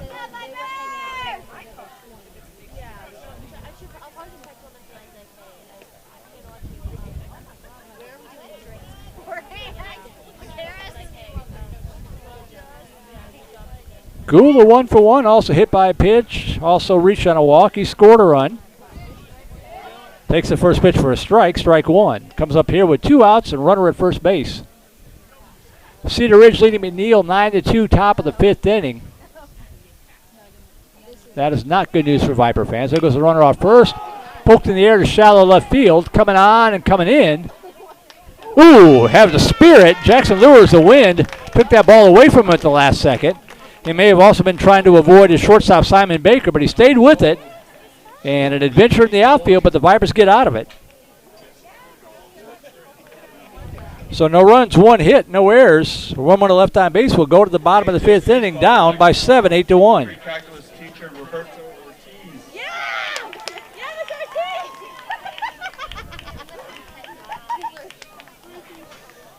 Special shout out to MD, Austin, and Tyler.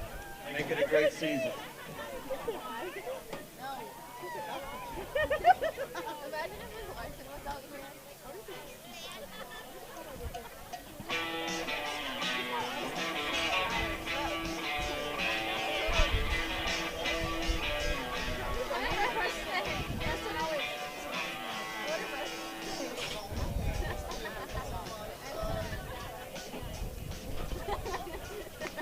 All right, for the Vipers here in the bottom of the 5th inning, they'll send the top of the order due up.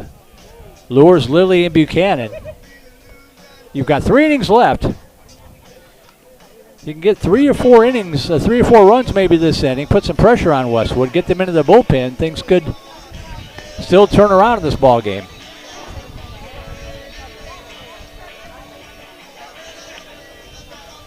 Cedar Park leading Leander 7-0 after 4. Liberty Hill up over Rouse 6-1 in the 6th inning.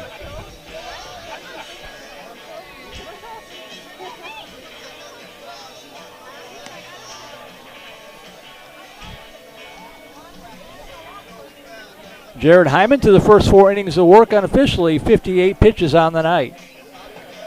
Walk 2, hit a batter, has only struck out 1. Given up 3 Viper hits, but there have been a couple of hard hit balls that Westwood's been able to make some plays on.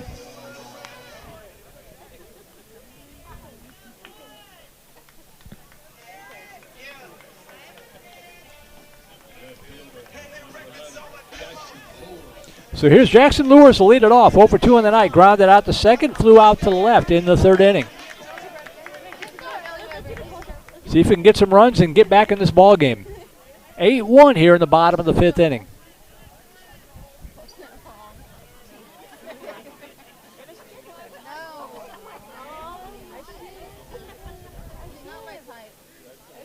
Pitch up high, ball 1.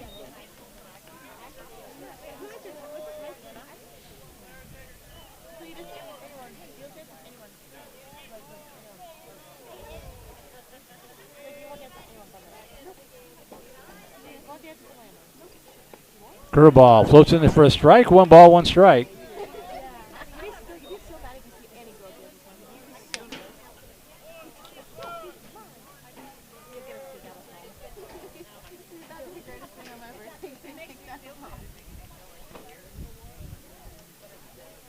One pitch.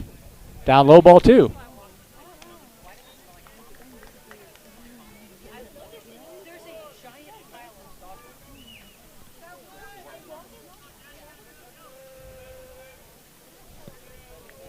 2 balls and a strike. Fouled out of play in the count 2-2.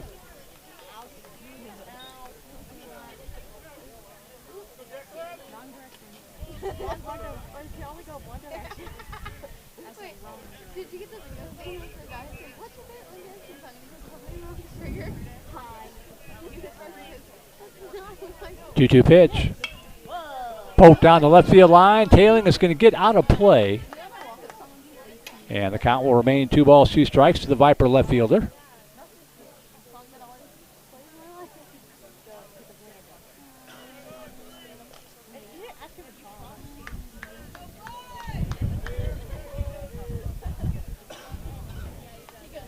Two pitch. Ripped that foul down the left field line over the bullpen, over the third base dugout. And this will be pitch number 7 coming up here to Lures.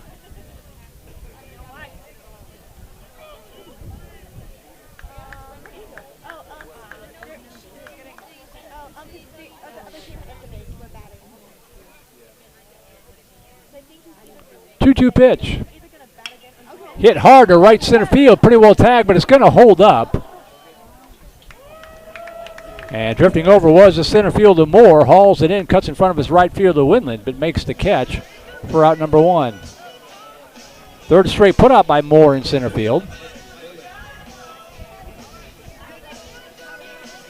And with 1 out and the base is empty, that'll bring up Hudson Lilly.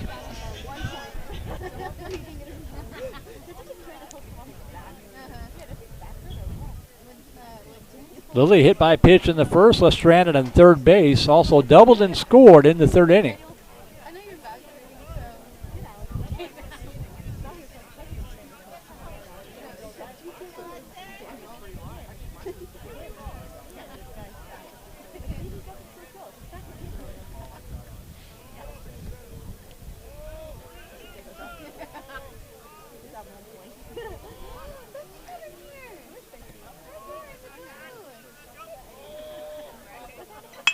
Ground ball, left side, takes a friendly bounce for the shortstop Matthew Gula. And the throw over to first just in time to get the speedy Lilly. 6-3 put out for out number 2, and that'll bring up Braden Buchanan with 2 outs and the base is empty.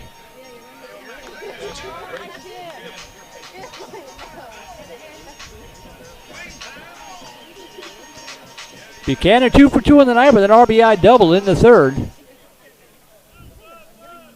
To score Lilly with the only Viper run.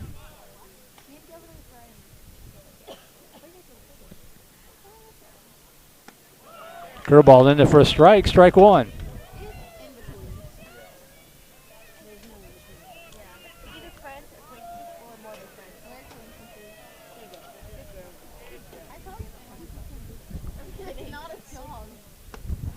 Fastball misses outside, 1 ball, 1 strike.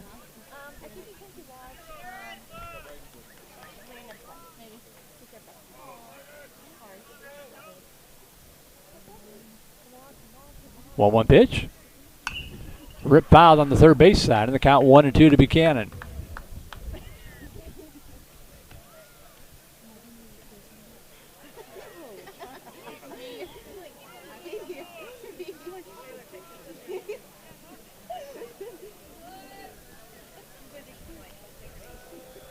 One ball, 2 strikes with 2 away.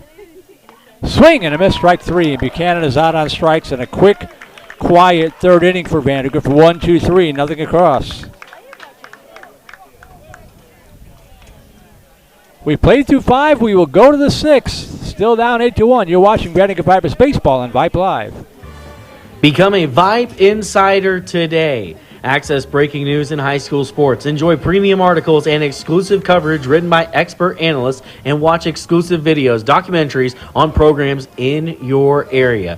It's only $2.99 a month if you subscribe for the monthly plan. If you go for the yearly plan, it rounds out to just $1.99 a month. It costs you only $24 a year to get all of your Vype news throughout the entire year. Subscribe today. What are you waiting for? It's less than a cup of coffee a month. Become a Vype insider. $2.99 a month, $23.99 for the whole year. Hey, it's Vype. We will see you at the games. South Star Bank, TRPD.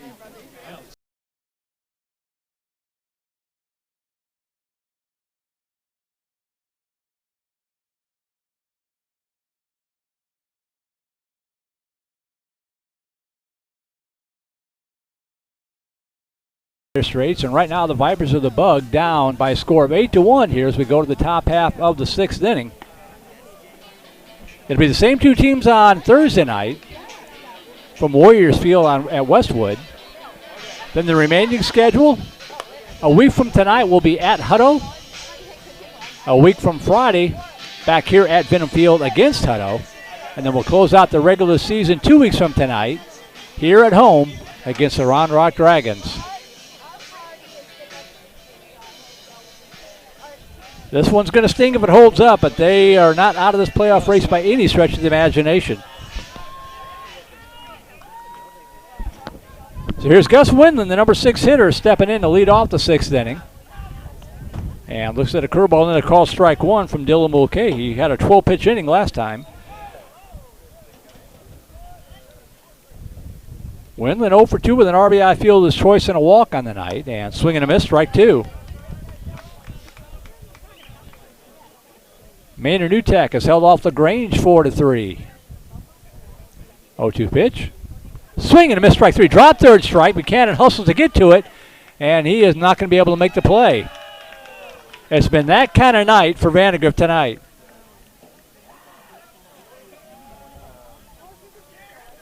So Windland is aboard after striking out. And that'll bring up Jack Brinson, the catcher for Westwood.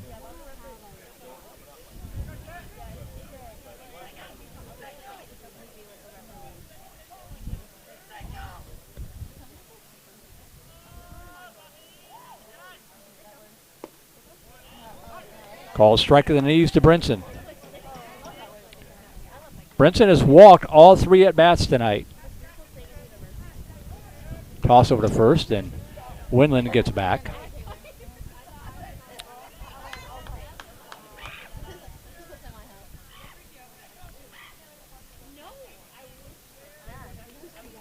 Oh, 1 pitch. Poked in the air, right side. Thompson draws a beat on it in foul territory. The wind taking it away from him. He had to make a basket catch halfway to home, but he does so for out number 1.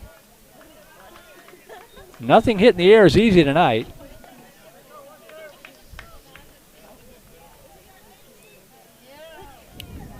And 1 out runner at first. That'll bring up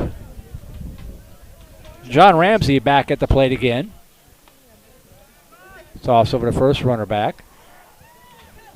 Colton Clements pinch hit for him last time, but Ramsey back in the lineup here now. Swing and a miss, strike 1. The kooky, crazy high school baseball rules allowing that. He is 0 for 2 in the night, struck out twice thus far.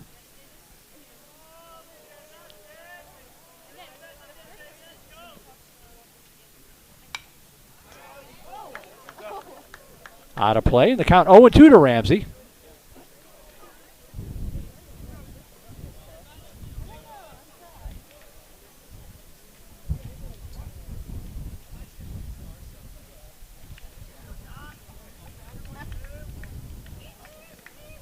There goes the runner off first on the 0-2 pitch, and they're called strike to throw down, and it is not in time. So Ramsey's out on strikes for out number 2, but it's going to be a stolen base for Windland, and with 2 outs and a runner at second base, that'll bring up C. Moore.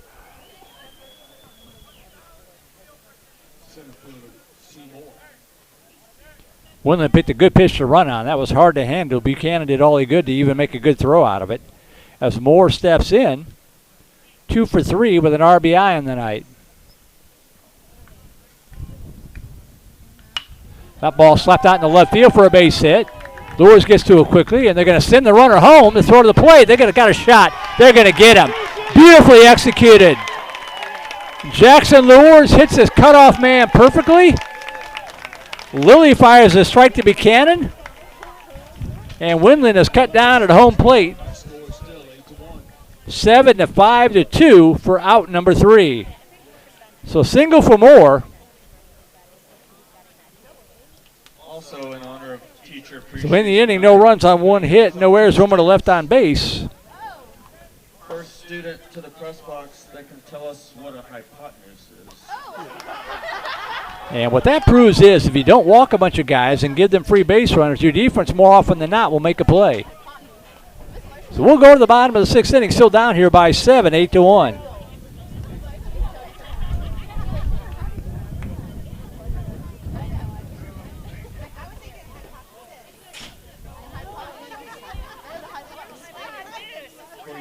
teacher adults on Hype Talk News. That was a 9-pitch inning by Dylan Mulcahy, even with the extra batter allowed in the drop third strike. He struck out 2 guys.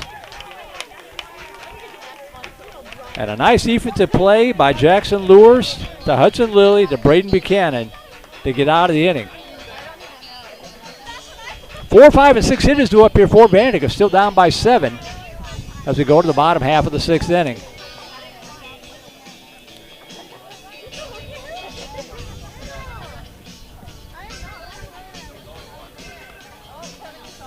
Connor Freeman 0 for 2, grounded out the first unassisted, hit a rope. Back to the pitcher, Hyman. In the third. Figures to be the starting pitcher on Thursday night from Westwood.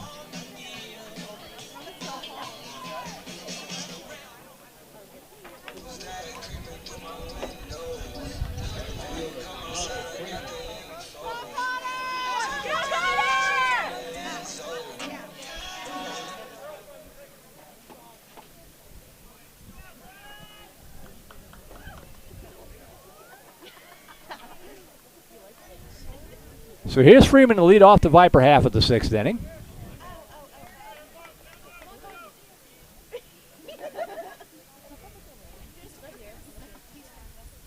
Ground ball right side, and under the glove of everybody, finally one gets through, and Freeman is aboard.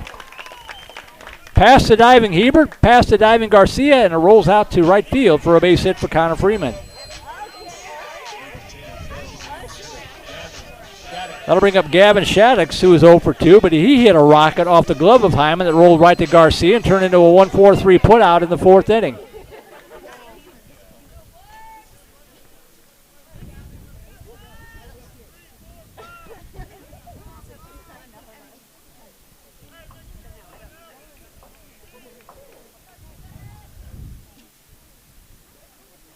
That ball slapped into left field for a base hit. Runners at first and second. Now, we have seen these Vipers put together some big innings before. Maybe not necessarily against the caliber of pitching they're facing tonight right now against Hyman, but Hyman is also in his 6th inning of work. Be curious how long Coach Carter rides him here. Runners at first and second. Nobody out for Simon Baker.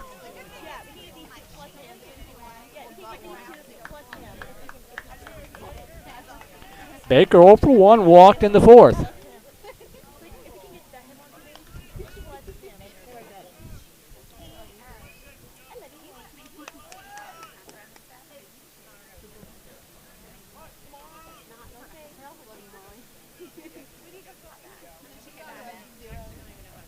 Shows bunt, pulls it back, the pitch up high, ball 1.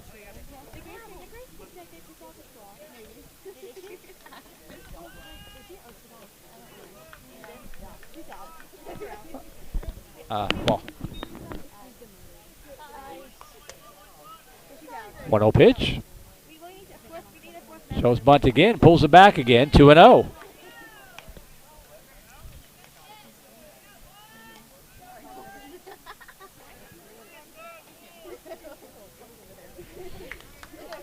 Two balls and no strikes to Simon Baker. Hitters count coming here. Vipers have runners at first and second. Bunts through that one for a strike, 2-1.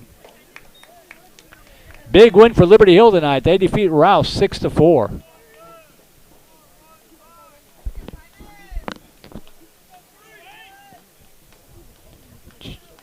Two-one pitch coming to Baker. Gets the bunt down. It's a good one. Pitcher's got it. Hyman to throw to first. Not in time. Bases loaded. Baker beats it. Vipers have runners at all 3 bases with nobody out here in the 6th. Hyman did all he could. He got to it quickly, fielded it cleanly, but Baker, good speed, just beat it out. So now Freeman at third, Shaddix at second, Baker at first, nobody out for Landon Thomason.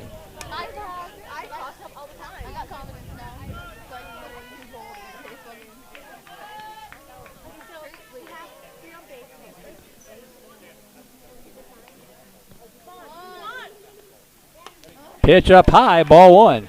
Thompson on the night, 0 for 1, reached on an error in the 2nd inning, also walked in the 4th. There is activity in Westwood's bullpen.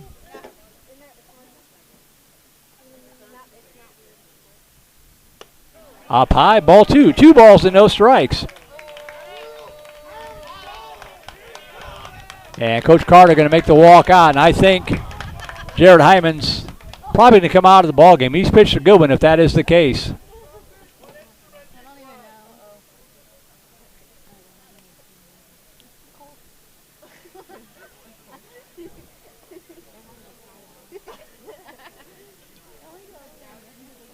Guy's still warming up. They haven't called for him yet. There's actually 2 pitchers warming up in Westwood's bullpen.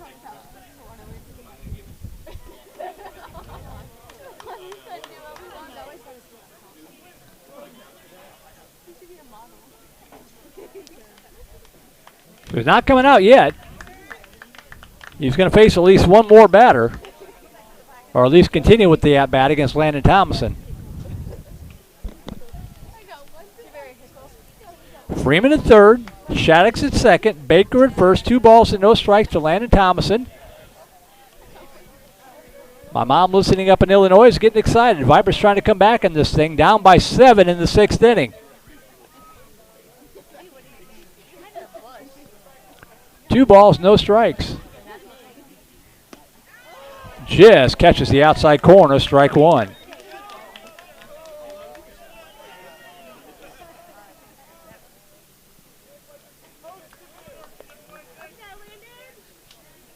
Two one pitch. Oh, just got underneath it. Left fielder slips, however. Now he's got to hustle to come in. And it drops. And they're going to call him out at third. He thought about it for a long time. The run will score. Shaddix had to hold up at second in case the ball was caught. Left fielder Gula slipped, got it, fired over to third base, and they're going to say that Shaddix is out on a fielder's choice. Freeman comes in. It's 8-2. That umpire thought about that for a long, long time.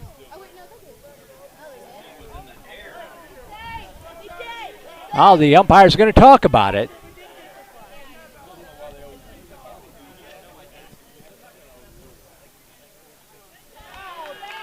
The call's going to stand. I don't know. The throw was in time. I didn't think the third baseman had his foot on the bag. So it's going to go with a 7-5 to retire Shaddix for the first out of the inning. Thompson is aboard with an RBI fielder's choice. And Tyler Hubbard steps in with 1 out, runners at first and second. 8-2 now your score. Low and away, ball 1.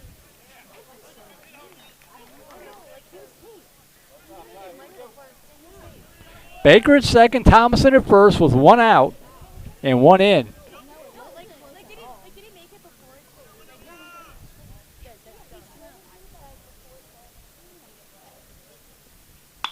That ball slammed into left field. That's going to get to the wall. 1 run's going to score for sure. 2 runs are going to score as both Baker and Thomason come in, and Tyler Hubbard, hitting about 150 on the season, gets a 2 RBI double to left center field, and the Vipers have cut the lead in half, 8-4. How big is that call at third base now? Baker and Thomason both come in.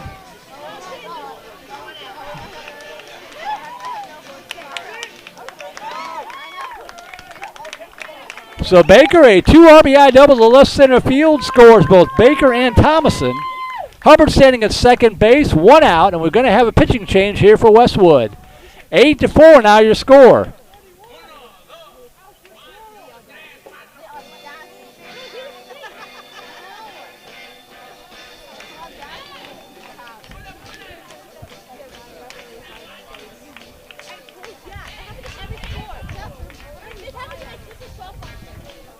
Try to see his number 7 going to come in and pitch. That is Windland, Gus Windland, the starting left fielder.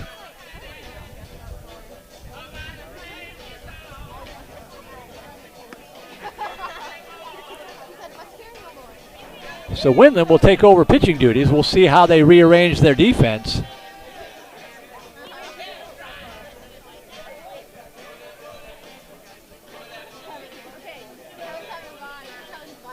Check that. He started in right field, starting right fielder. Gula and Moore will remain in left and center, it looks like. We'll see who they send out to right field.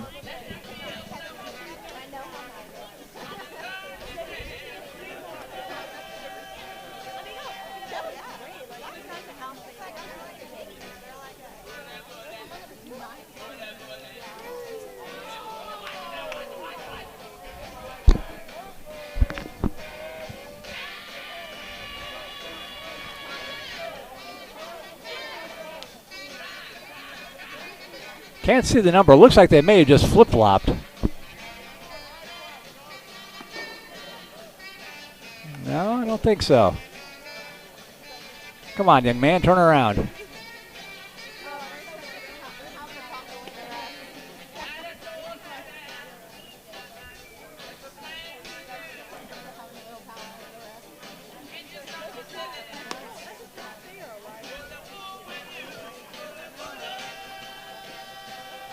Can't tell if that's a number 5 or number 6. Okay, it is.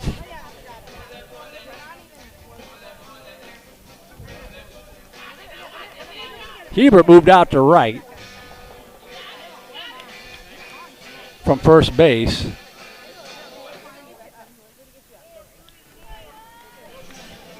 And Morgan, the designated hitter, is now over at first base. So we'll reset it for you here in just a second, but right now it's Clayton Moore stepping in. Vipers have 3 runs in, 1 out, runner at second base for Clayton Moore, who's 0 for 2 on the night. Shows bunted, the pitch goes back to the backstop. And on the wild pitch, Tyler Hubbard moves up to third base. 1 ball, no strikes to Moore.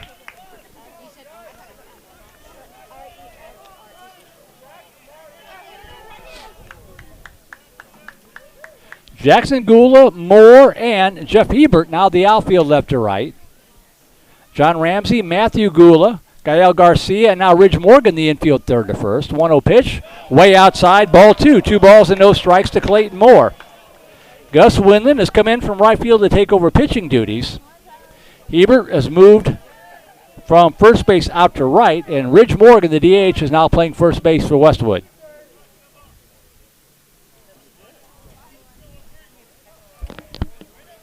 Vipers with a late rally. If they can score this 4th run of the inning, they're at least in the ballpark again. That's in there for a strike. 2 balls and a strike.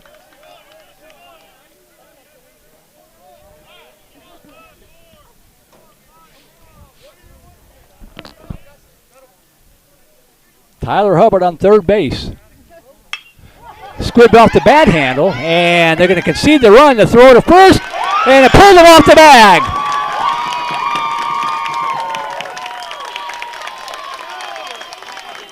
8-5 as Clayton Moore drives in Tyler Hubbard. They were going to concede the run anyway, so I think he gets the RBI. And it is an 8-5 ball game. Back to the top of the order we go.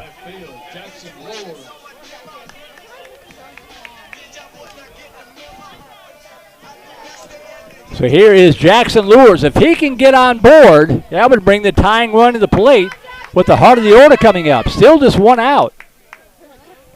Now you got a ball game. It's 8-5. Toss over to first, runner back.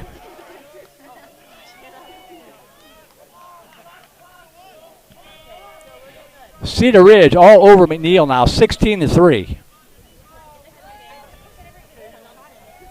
Lure shows bunt, pulls it back, and the pitch gets back to the backstop. That takes away the force out.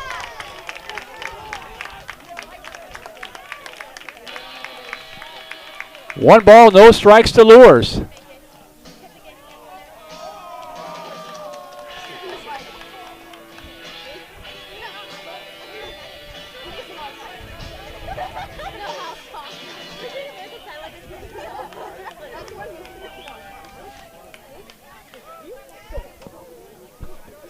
Moore standing at second.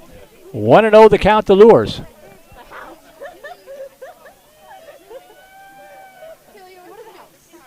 Swing and a miss. Good heat. Lures couldn't catch up with it. 1 ball, 1 strike.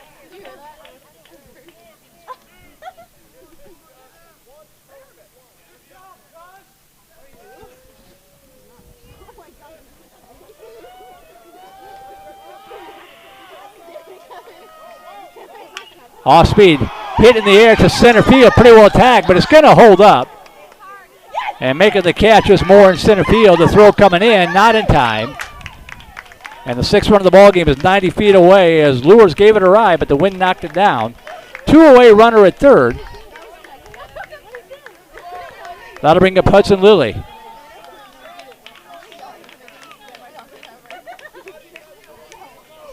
Third baseman, Hudson Lilly.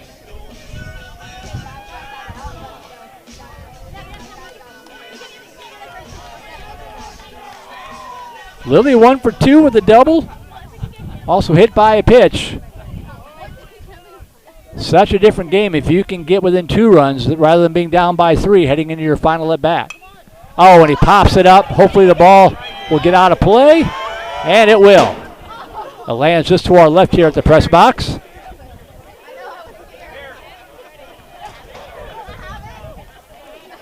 Strike 1 to Lilly.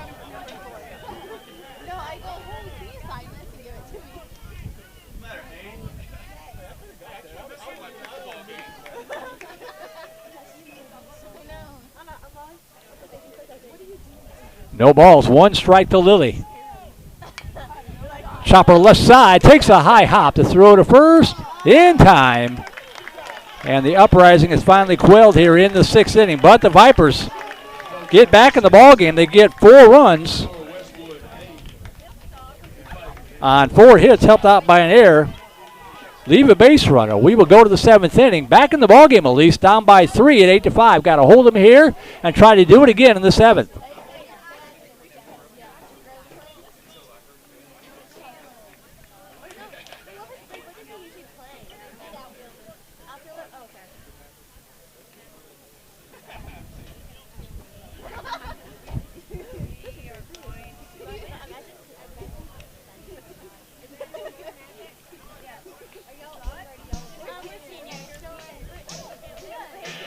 Well, the bats finally come alive for the Vipers.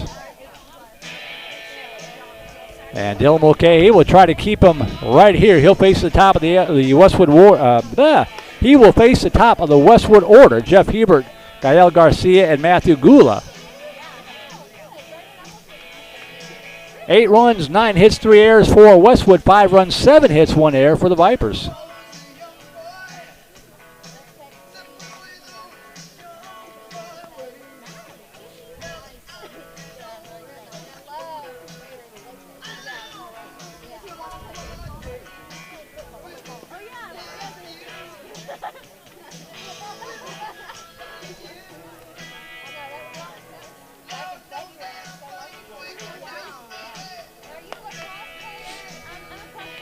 Okay, he came in a little nerves at first maybe, but he's settled down and has pitched very solid since then.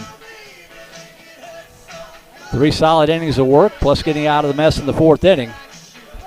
His job is to keep it a 3-1 ball game heading into the 7th inning for the Vipers when VandeGrift will have their 3, 4, and 5 hitters due up.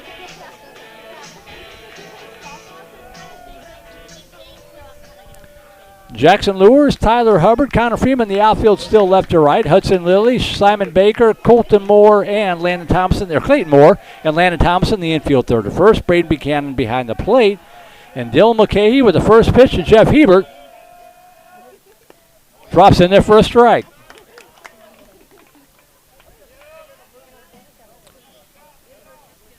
Hebert 1 for 3 with a walk, couple of runs scored on the night. Paints the outside corner, strike 2. No balls and 2 strikes.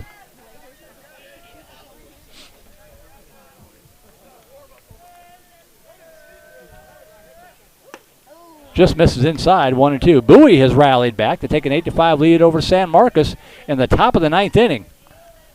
They were down 5-0 in that game. 1-2 pitch. Just missed outside, 2-2.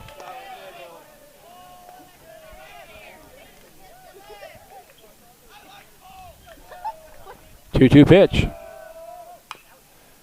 Squib foul up the first base side, 2-2.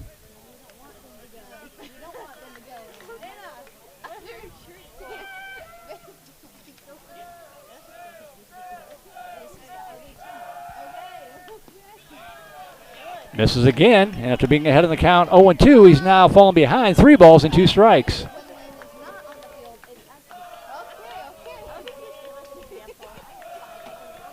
Three-two pitch.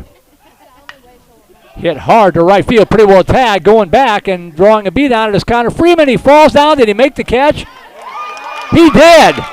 He fell down and made the catch in right field. What a play by Connor Freeman.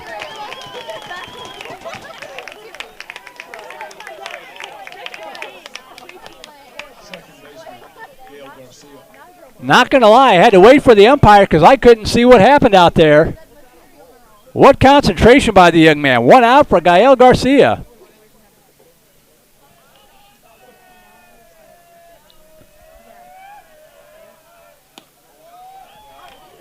In there, strike 1.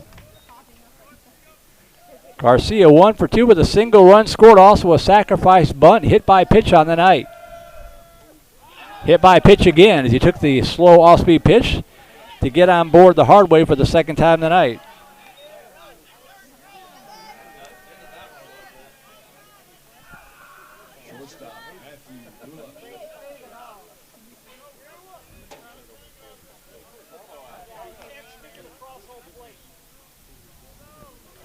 So 1 out, 1 aboard for Matthew Gula.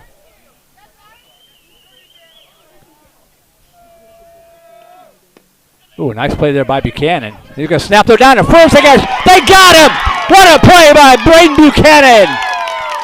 A pitch low and away, backhand speared, fired a strike down to Landon Thomason. The back pick retires Garcia 2 away.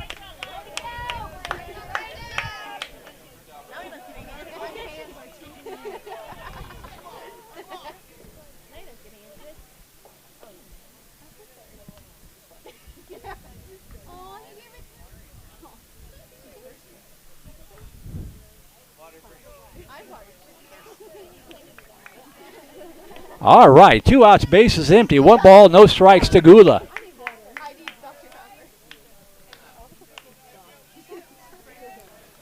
Viper defense coming up big here in the 7th inning.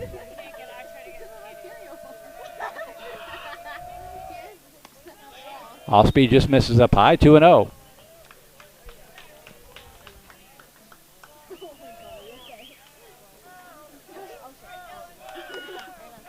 Two-0 pitch. That drops in there for a strike, 2-1. Cedar Park up 11-0 over Leander.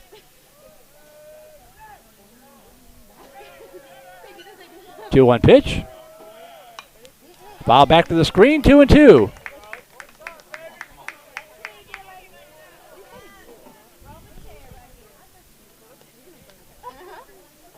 Two balls, 2 strikes, 2 out.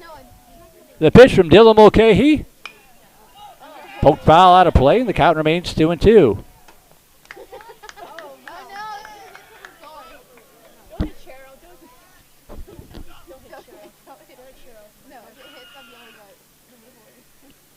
Two pitch.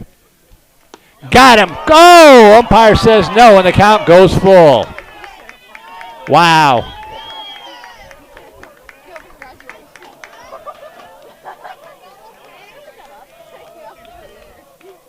Three balls, 2 strikes. Line shot, knocked down by Mulcahy. Will the infield make a play? Moore to first. In, not in time. Great effort, just couldn't quite get it there in time. Off the glove of Mulcahy. Clayton Moore got to it, fired a strike. Thomason with a big stretch. But Gula just does beat it out on the infield single.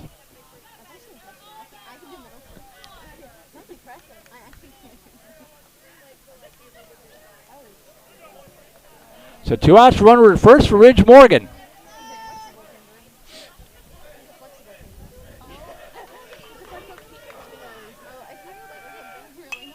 Fouled out a play to the right side. Morgan Feaster famine. He struck out twice, but he's also singled and had a 3 RBI double, the big blow back in the 4th inning. Comes up here with 2 outs and a runner at first base.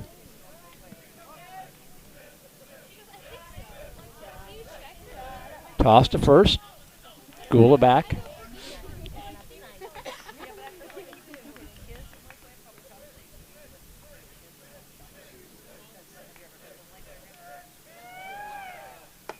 Pitch up high. 1 ball, 1 strike.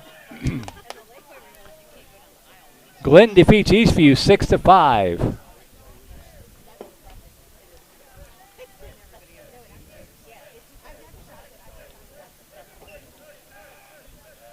One pitch. Outside corner called strike 2. I think when those two teams met earlier this season, it was a 19-18 game. So 6-5, a much better ball game tonight. 1-2 the count with 2 away. Swing and a miss, strike 3. And the inning is over. So the Vipers riding some momentum. No runs, 1 hit, no errors, home and a left on base. They are down by 3 as we head into the bottom of the 7th inning. But trying to keep the heat on. We'd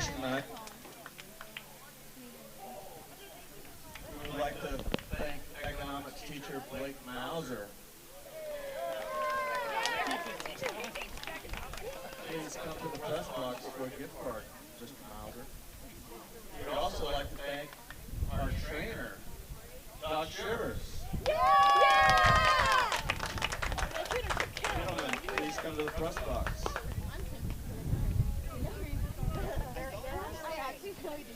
It will be 3, 4, and 5 hitters to up here for the Vipers. Braden Buchanan, Connor Freeman, Gavin Shaddix, and then hopefully Simon Baker, Landon Thompson, Tyler Hubbard, and Clayton Moore as the Vipers look to pull one out of the fire against the Westwood Warriors.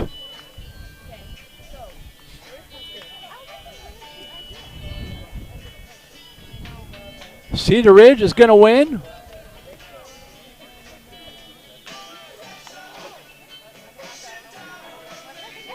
Last we heard, Westwood or Round Rock was winning big. It was 7-0 bottom of the 6th inning, the last report we had.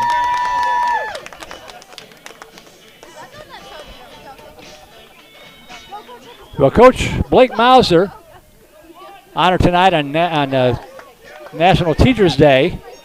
He's the offensive coordinator for the Vipers football team, so hopefully some of that offensive firepower can rub off here on the Viper offense.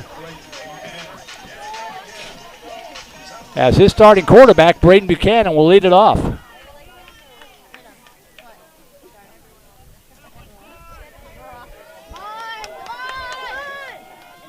Here we go. Takes the first pitch in there, called strike 1. Buchanan 2 for 3 in the night with an RBI double in the 3rd.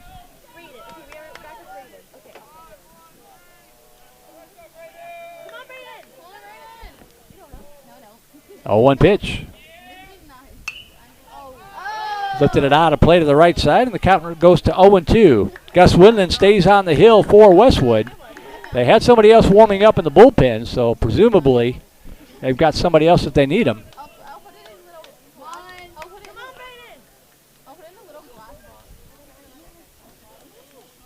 0-2 pitch to Buchanan. Didn't miss by much, but it's high and away, 1-2. Cedar Ridge 17-3 final over McNeil.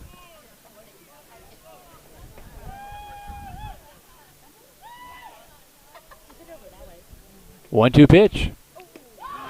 Inside corner, strike 3 called, and Buchanan is out on strikes for out number 1.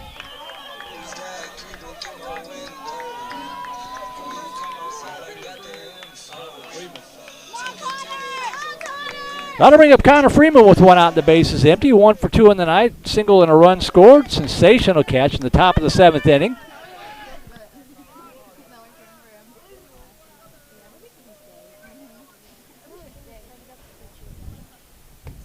Curveball stays a little low, ball 1. Wind kicking up some dust.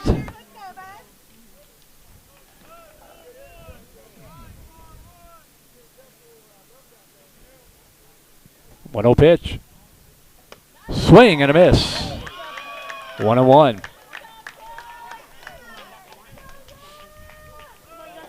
Windland seems like he's settled down just a little bit now. 1-1 pitch. Poked in the air to the left side, and it is going to get down for a base hit. As once again, Gula slipped trying to get to it. Lucky to get it off the bounce and keep that ball from rolling to the wall. But Freeman is aboard with the second hit of the night. And if Shaddix can get on board, that would bring the tying run to the plate. Shaddix 1 for 3 in the night, deserved better.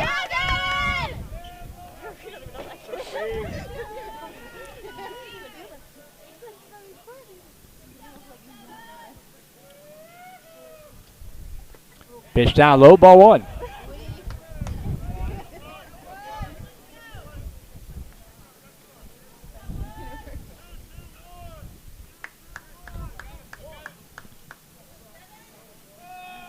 One ball, no strike to Shaddix.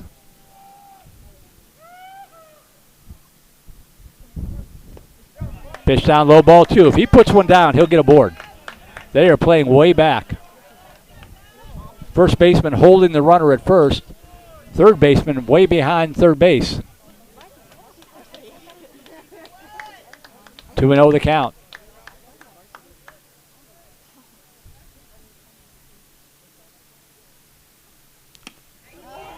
Just catches the outside corner, 2-1.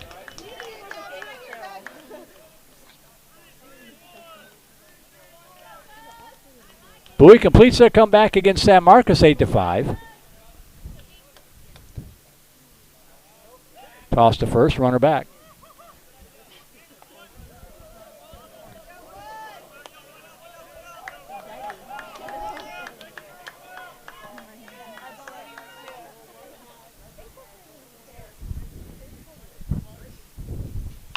Squib to the right side, but foul. And the count now 2-2 to Gavin Shaddix.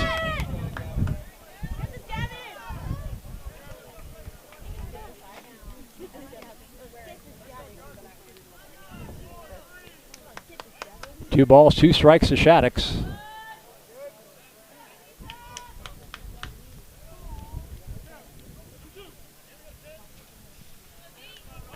Freeman aboard at first base with 1 out.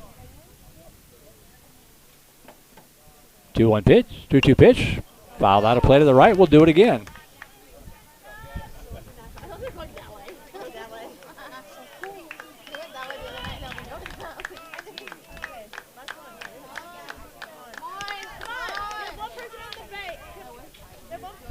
Two balls, 2 strikes to the Viper DH. Line shot in the left field for the base hit. And the Vipers will bring the tying run to the plate here in the bottom of the 7th inning. Back-to-back singles, and Simon Baker will step in. Baker 1 for 2, a bunt single, also reached on a walk.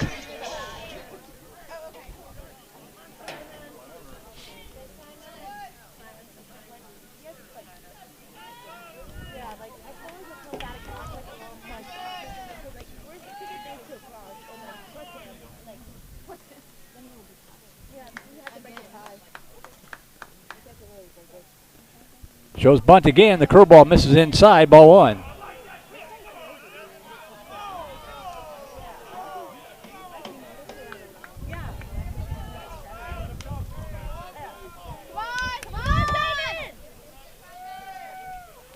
One ball, no strikes to Baker.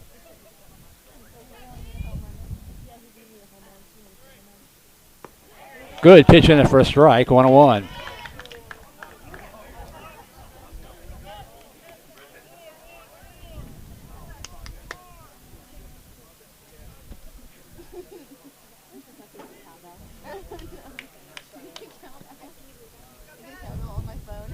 One ball, 1 strike. Lays off that pitch down low, 2-1. Landon Thompson on deck.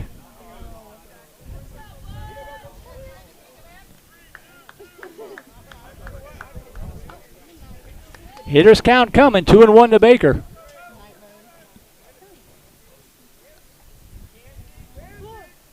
Lamb shot into left field for a base hit. They're going to wave the runner around third. They're going to, he ran to the sign, the throw to the plate. It is. No, the ball gets away and the Vipers score. Then the tying runs are in scoring position. I think we caught a break there. As Coach Wade Freeman at first decided the last second to hold them up, but it was too late. And it is an 8-6 ball game. Tying runs at second and third with just one away. I think the throw was going to get him at the plate.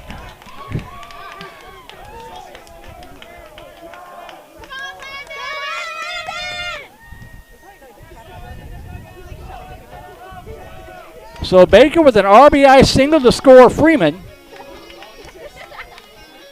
And then he moves up to second base on the throw. So Shattuck's at third, Baker at second, one out, one in. Landon Thomason will step in. He represents the winning run of the plate. They're going to walk Thomason intentionally to load the bases. So bases loaded with one out for Tyler Hubbard. Hubbard had a 2 RBI double his last at bat.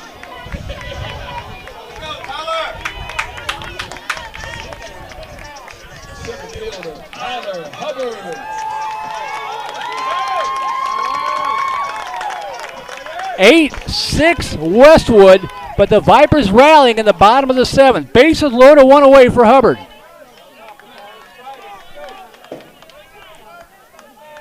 Shattuck's at third, Baker at second, Thomason at first. Swing and a miss, strike one. Infield in at the corners. Trying to cut down the run at home. That increases his odds. Just put it in play, Tyler. No balls and a strike.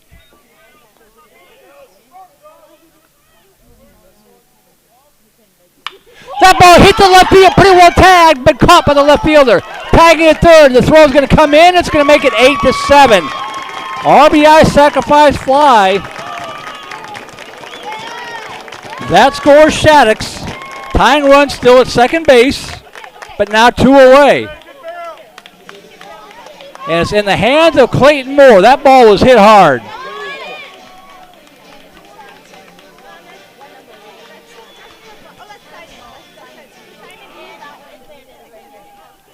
And we're going to have a pinch runner here, it looks like. Going to be Jack Nelson running for Simon Baker to get a little more speed at second base. So Nelson running for Baker. He represents the tying run. Thompson at first base represents the potential winning run. There are 2 outs for Clayton Moore. Cedar Park with an 11-0 no-hitter over Leander.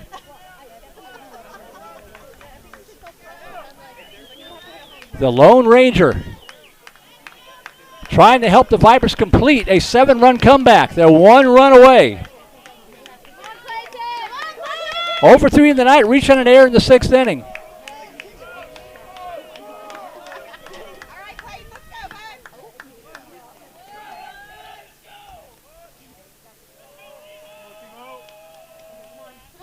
Oh, swing and a miss, strike one. Had a good cut.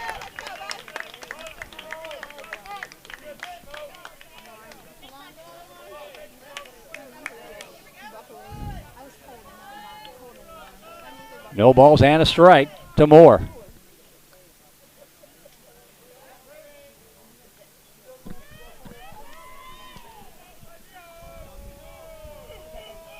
Oh, 1 pitch. A little low, ball 1. I tell you what, win or lose, the Vipers going to be a lot more confident heading into Thursday night than they would have been if they had lost 8-1. 1 ball, 1 strike to Moore. 1-1 pitch. Ooh, just missed it. Fouled it out of play to the right side, 1-2. Just a little quicker, and that ball's down the line, and the Vipers win. Now the Vipers are down to their final strike. 1 ball, 2 strikes to Moore.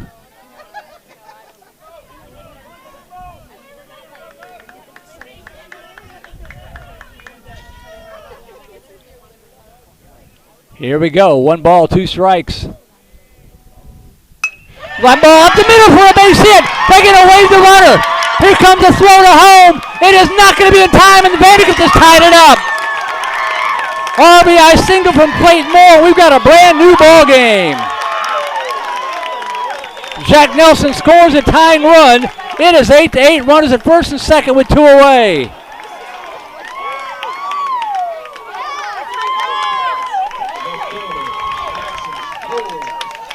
Back to the top of the order we go to Jackson Lures. 8-8 winning run at second base.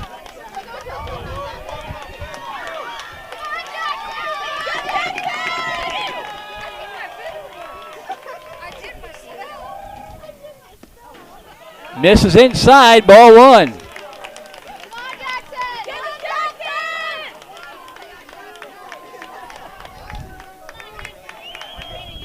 What a comeback by Vandegrift. Down 8-1 in this thing, left for dead. 1-0 pitch. Misses low, 2-0.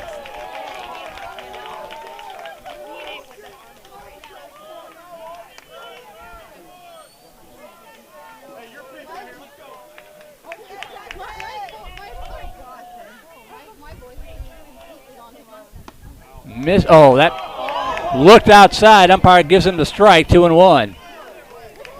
We noted at the beginning, before the broadcast went on the air, Westwood only has 15 guys on their varsity roster for a 6A program. And I think some of that lack of the depth is showing up here in the pitching staff. 2 balls and a strike.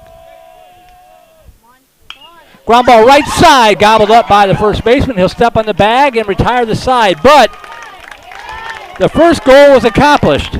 The Vipers scoring 3 runs in the bottom of the 7th, and we're going to play some bonus baseball as we go to the 8th inning. All tied up 8-8. Throw everything out. We'll start over. Vandergrift Vipers baseball and Vype Live.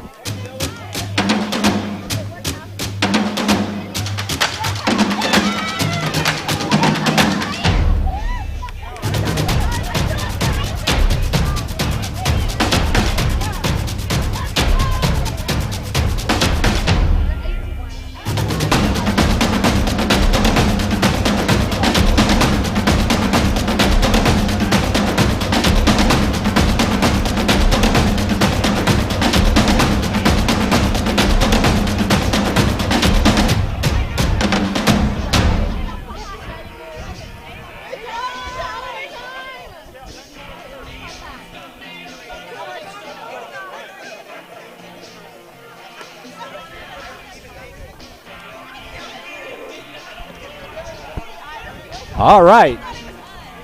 Wasn't sure we would get here, but here we are. We go to the 8th inning. And Dylan Mulcahy, for his 4th full inning of work, has a chance to get himself a win here. If he can shut down Westwood in the 8th inning, and the Vipers can scratch out another run. He'll be facing the 5, 6, and 7 hitters for the Warriors.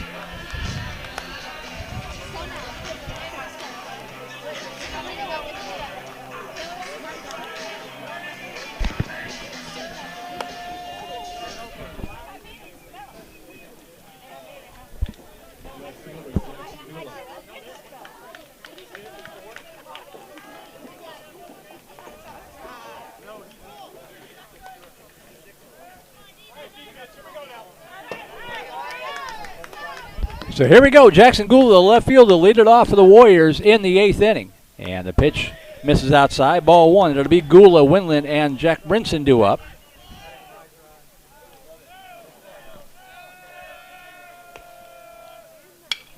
Poked in the air to center field, and Tyler Hubbard ranges over to his right and hauls it in for out number 1. 1 away for Gus Winland, who now stands to be the pitcher of record for Westwood.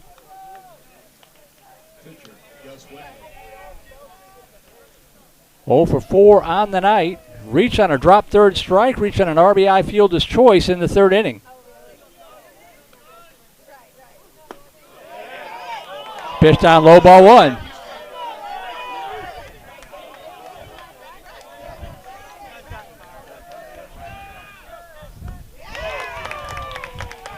One ball, 1 strike.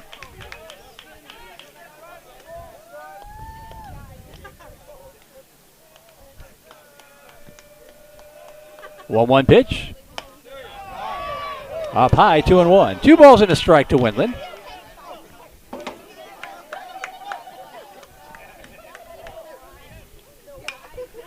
Turns on that one, lifts it down the left field line, drifting into foul territory, and it is out of here, but it is foul. Fortunately, 2 balls and 2 strikes to Windland.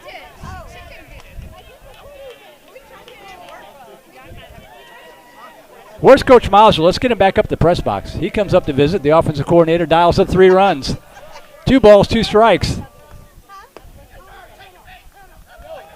And they're going to say it hit him, and Windland's aboard.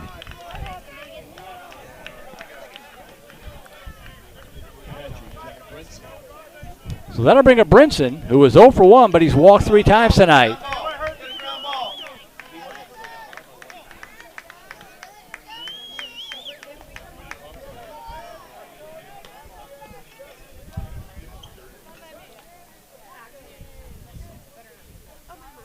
Swing and a miss, strike 1.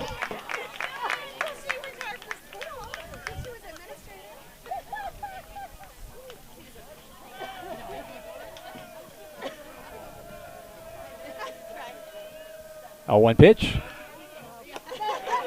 Called strike 2, 0-2.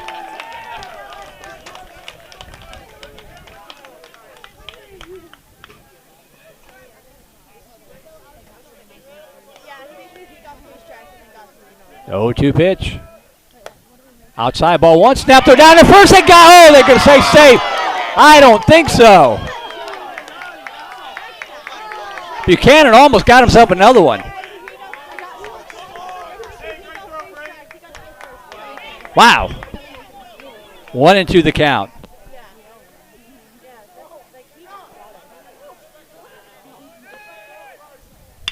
Ground ball left side out in the left field for a base hit. So now Westwood has runners at first and second with 1 away. Now that'll bring up John Ramsey. The 8 and 9 hitters due up here. They're going to send up a pinch hitter.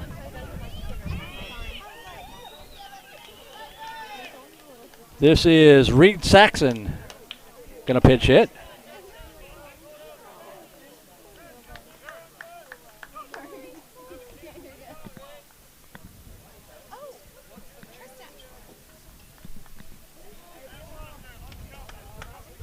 They've got Flores running at first base for Brinson.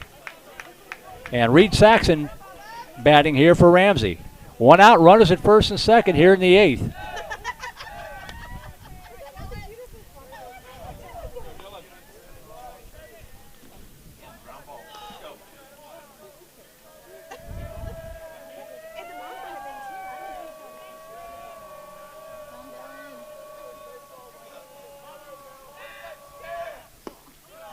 Pitch down low, ball 1.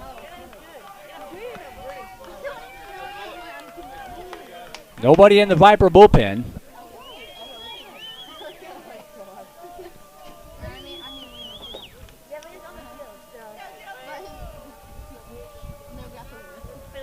One 0 pitch. Swing and a miss. He waves at that one, 1-1.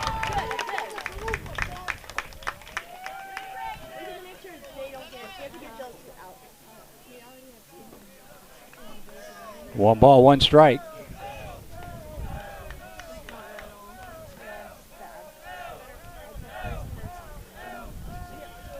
One pitch. Swing and a miss, strike 2, but the ball gets away. And both runners are going to move up. So 1-2 the count, but runners now at second, third. A base hit could score 2.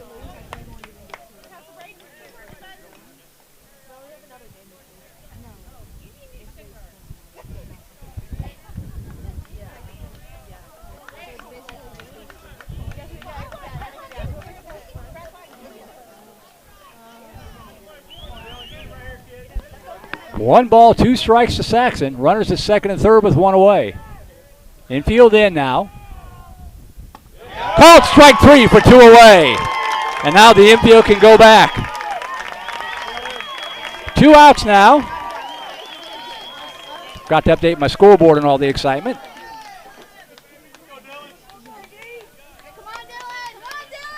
And it's Moore stepping in. He's been a pain tonight. 3 for 4 with an infield single and an RBI. Comes up here with 2 outs, runners at second and third. Call strike 1 outside corner.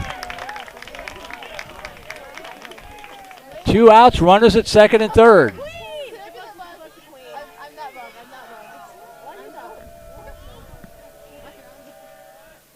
Swing and a miss, strike 2. 1 strike away from coming up with a chance to win it.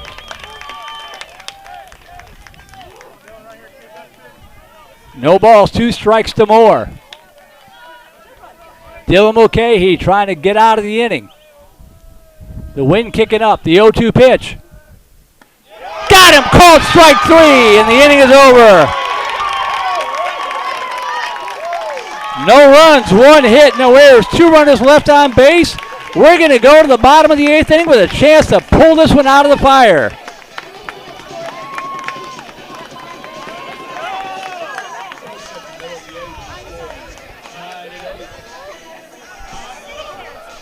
Heart of the order coming up. These are the guys that you want. 2, 3, and 4 hitters. 1 run wins the ball game.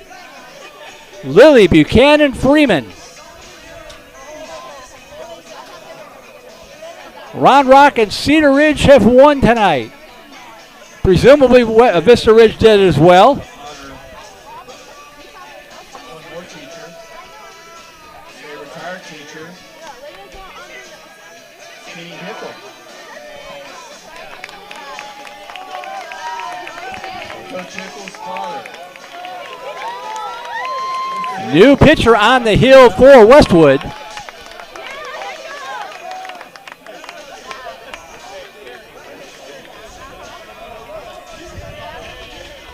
Going to be Jeff Hebert coming in to pitch. Third Warrior pitcher of the night. So Hebert started at first, went out to right, and now he will come in and pitch.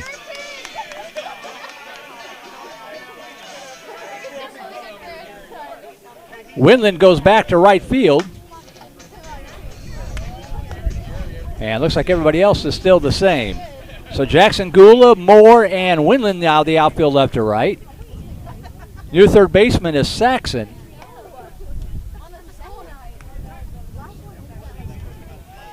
Matthew Gula at shortstop. Gael Garcia at second. Ridge Morgan remains at first. Teacher for 32 years. Brinson behind the plate. And Jeff Hebert will take over pitching duties, and he will face Hudson Lilly here in the bottom of the 8th inning. Lilly 1 for 3 with a double, also hit by a pitch.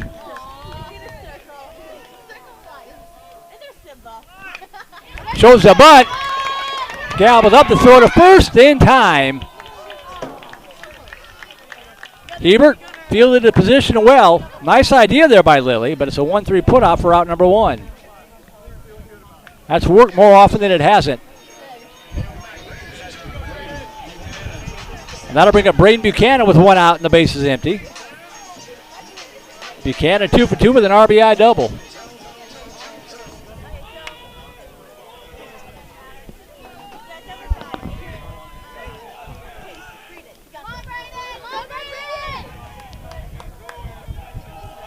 The pitch to Buchanan. That ball hit into left field. That's going to get down for a base hit. So the winning run is aboard. Presumably Nelson will run for him. And that'll bring up Connor Freeman. Freeman 2 for 4 on the night with a couple of singles and a couple of run scores.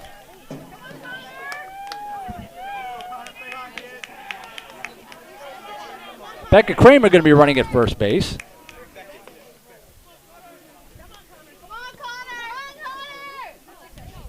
Winning run aboard at first base with 1 away for Connor Freeman.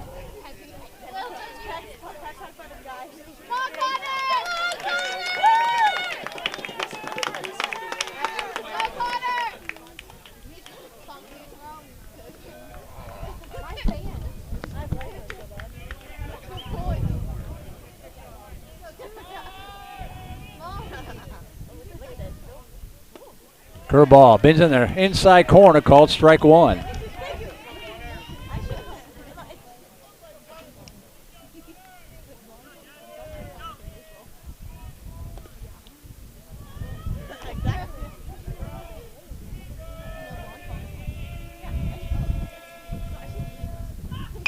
That ball golfed in and is trapped at second. The throw to first in time. So kind of a swinging sacrifice there for Freeman. It's a 4-3 put out. On the play, Kramer moves up to second base. So the winning run in scoring position with 2 away. And Gavin Shaddix will step in. He has hit the ball hard 3 of his 4 at bats. He's got 2 hits to show for it. 2 for 4 with a couple of singles. If he can get another one, the Vipers might win this ball game. Winning run at second base with 2 outs.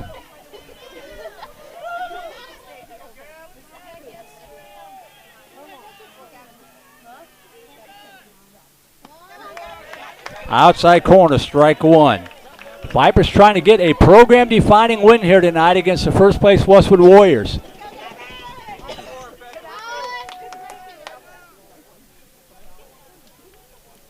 Oh, and 1 to Shaddix.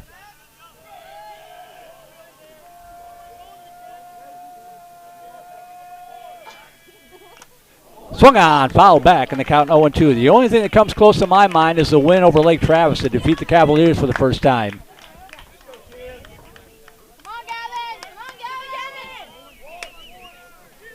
No balls, 2 strikes to Shaddix.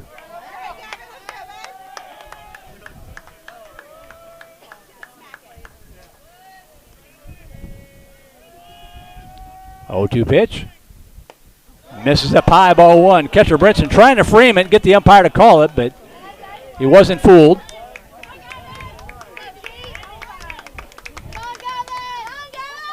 One ball, 2 strikes to the Viper DH.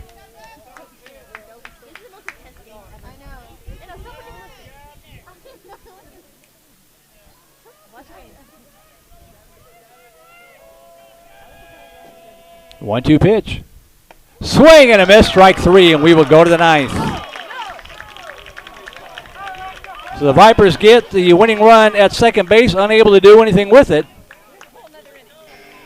And we'll go to the 9th.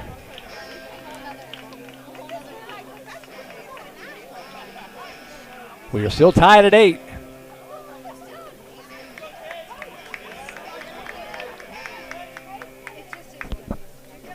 And coming in to pitch is going to be Cade Cunningham. Great job by Dylan Mulcahy. He came in with the Vipers down big and kept Westwood close.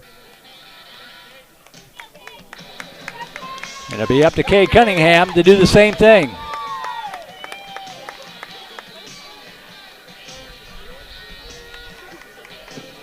Cunningham making his 6th appearance of the season, a record of 1-0, 5 2/3 innings pitched, giving up 5 hits and 4 runs, 2 of those earned. Struck out 4, walked 5, an ERA of 2.69.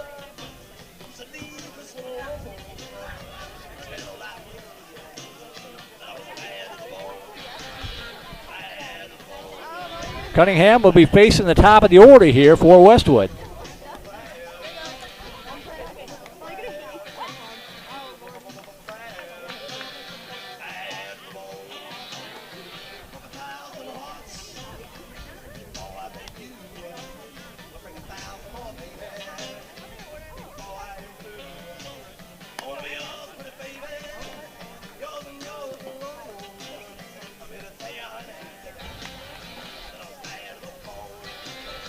Through 8 runs, 11 hits, 3 errors for Westwood, 8 runs, 12 hits, 1 error for the Vipers.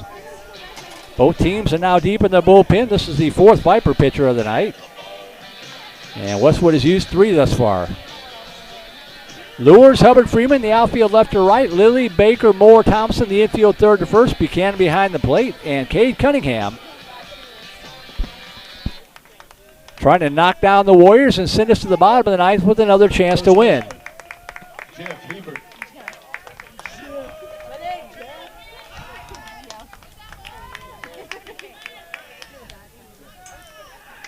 So here's Hebert, 1 for 3 with a walk. Takes the first pitch, outside corner, strike 1.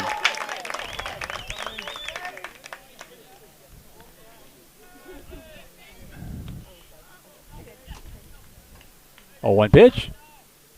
Misses outside, ball 1. Thanks to Linda Sauber, our QA tonight. He's stuck with us, pulling in some overtime.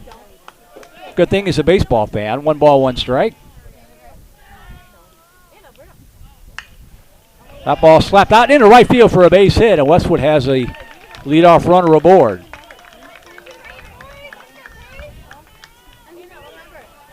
And that'll bring up Gael Garcia.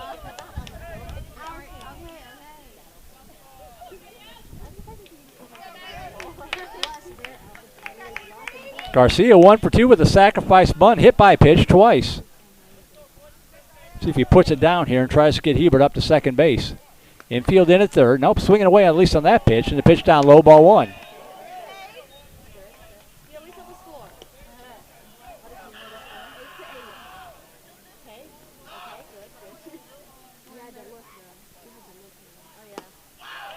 The low, ball 2.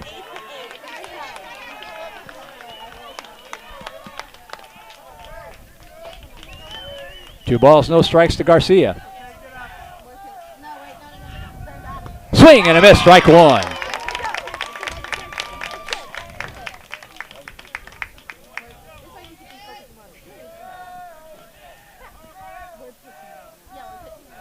Two one pitch. Inside corner for a strike, 2-2.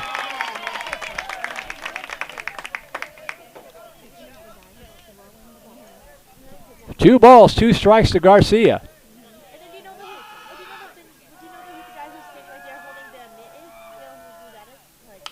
Popped up, right side, should be out number 1. Thompson in foul territory. Makes a tough catch. The winner almost blew it back into fair territory, but he stayed with it for out number 1. So 1 away for Matthew Gula with a runner at first.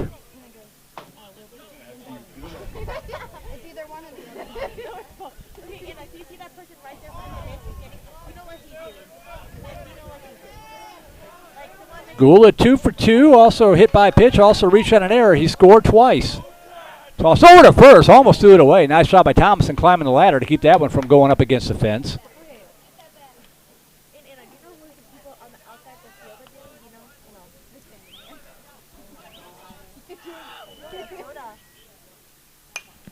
Foul out of play to the right side, strike 1 to Gula.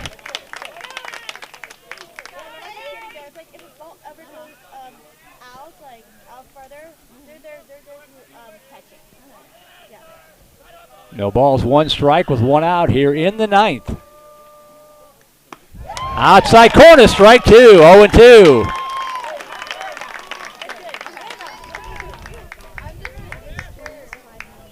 No balls, 2 strikes.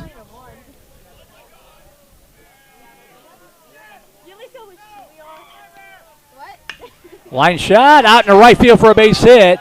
And it's going to roll to the wall as it gets by the outfield. That's probably going to score the run. Hebert being waved around. The run scores, and Westwood has reclaimed the lead 9-8 to throw at third, not in time. RBI triple for Gula. Scores Hebert and makes it 9-8 Westwood.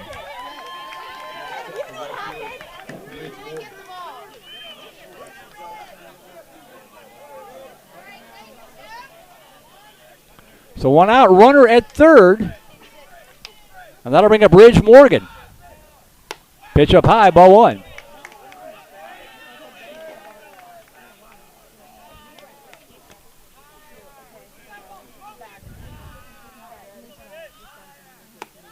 Up high, ball 2. It's a lot easier to come back from 1 run than 2. Got to get out of this inning. Gould is standing at third.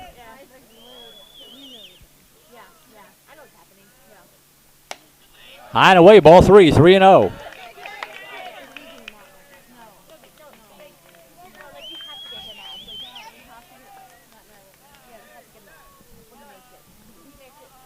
Pitch. Swinging on 3-0, and he slaps it out in the center field for a base hit to score another run.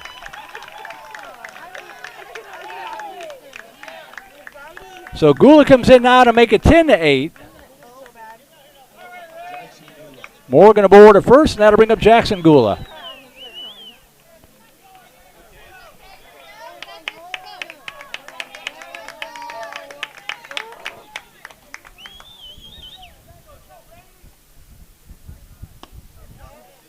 Inside, ball 1.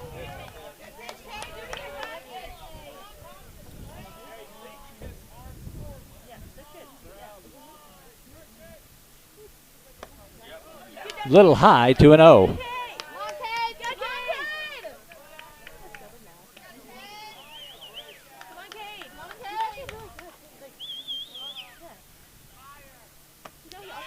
Up high, 3-0.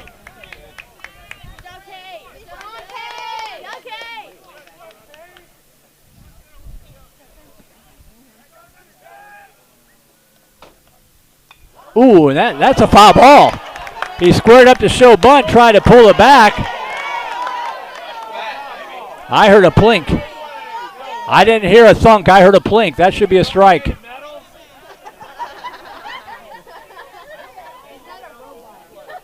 I only have one of my 2 hearing aids in, but I could hear the plink.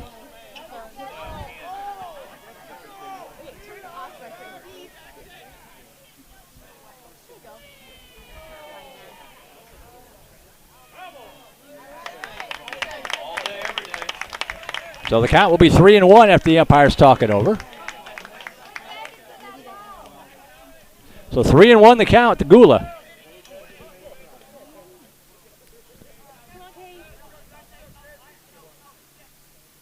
Swung on, rips it foul into the Westwood dugout, and the count goes 3-2.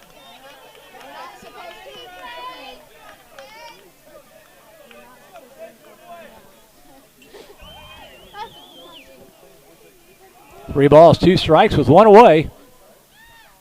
Foul tip, just got a piece of it to hang alive.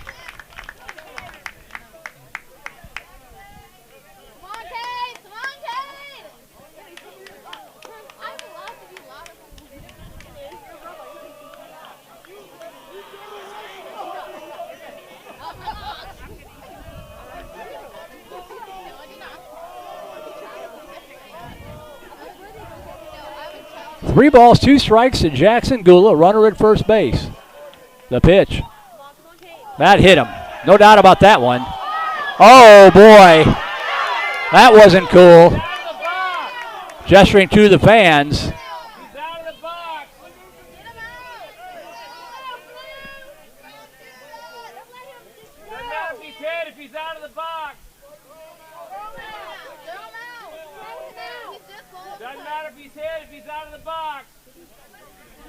And Coach Hickle's going to come out and talk it over.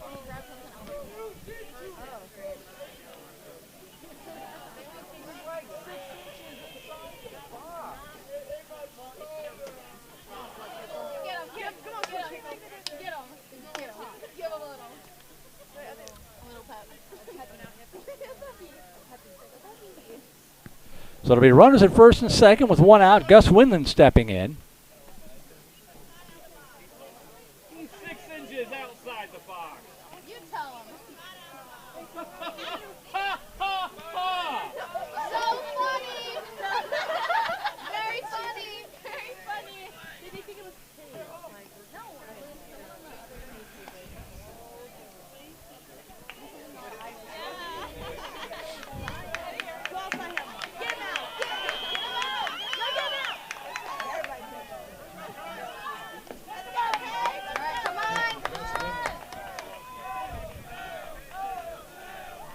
So here's Winland, runners at first and second.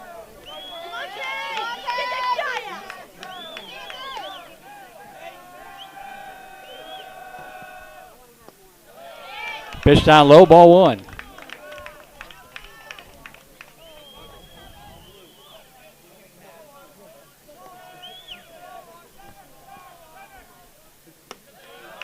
Up high, 2-0.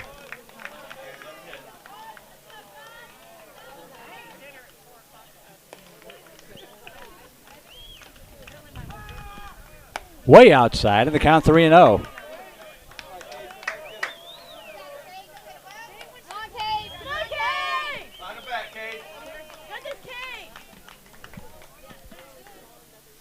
The pitch in there for a strike, and the count 3-1 to Winland.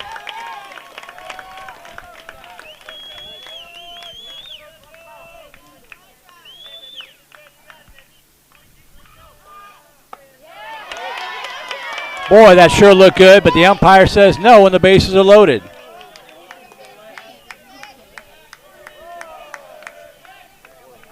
So Winland aboard at first. Jackson Gula moves up to second. Ridge Morgan up to third with one away. Now that'll bring up Jack Brinson, the catcher.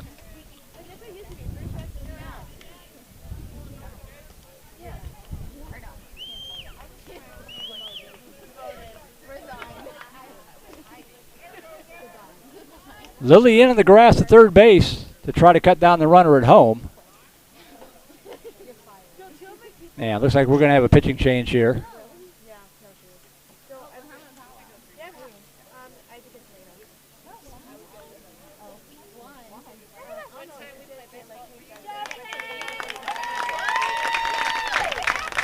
So Cunningham will come out. And we will get our fifth Viper pitcher of the night.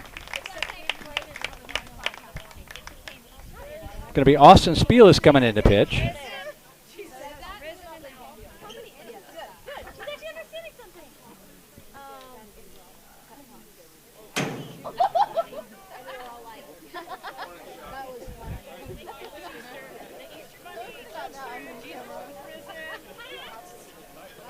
Spielis making a 7th appearance of the season, a record of 1-0, pitched 11 innings.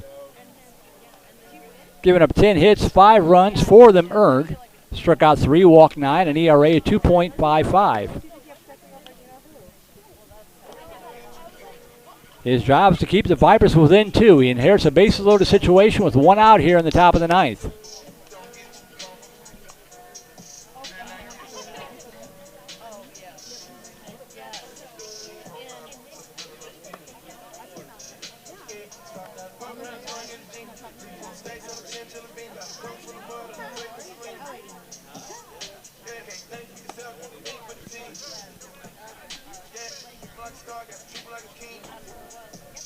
Same 2 teams on Thursday night from Warriors Field at Westwood. If tonight's any indication, you don't want to miss that one.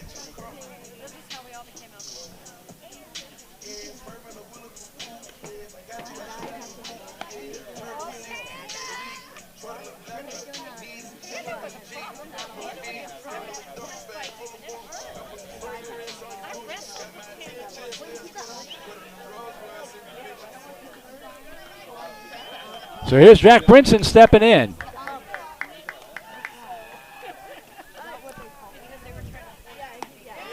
In there for a strike, strike 1. Brinson 1 for 2, but he's walked 3 times tonight. Way outside. Good job there by Buchanan.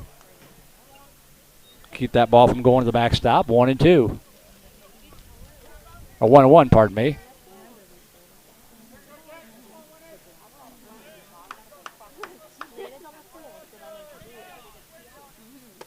Up high, ball 2.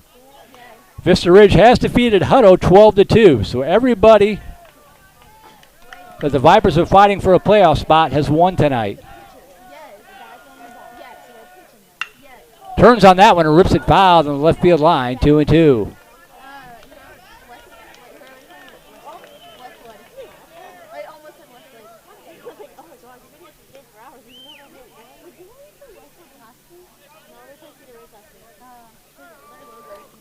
Two-one pitch. Down low, ball 3. That ball is going to get away, and it's going to allow another run to score. And it's 11-8 Westwood.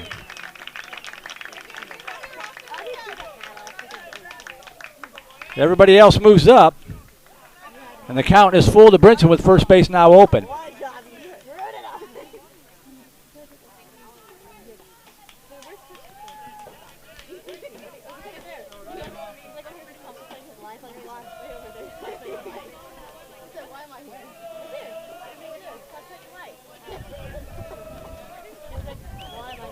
Three balls, 2 strikes. Slapped out in the left field for a base hit. One run's going to score. They're going to wave a second runner around. He will score.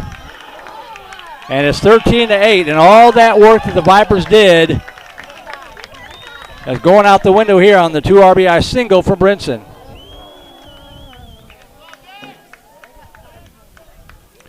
Both Jackson Gula and Gus Winland score.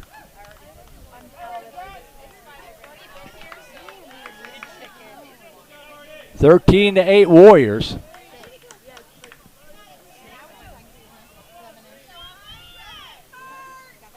Flores running for Brinson. And Reed Saxon will stay in for his second at bat of the night. Struck out in the 8th inning, I guess it was.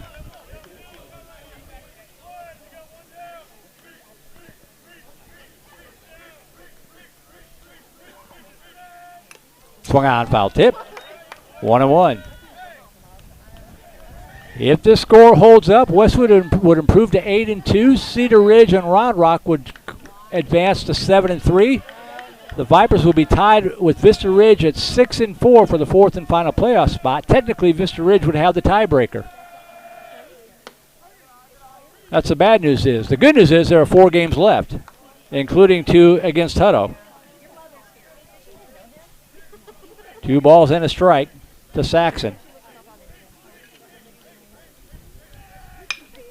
Hit in the air to center field. Hubbard has a beat and hauls it in for the second out of the inning.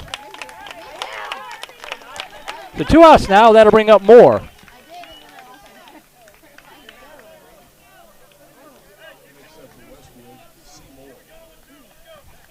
This game was winnable. It was right there for the taking.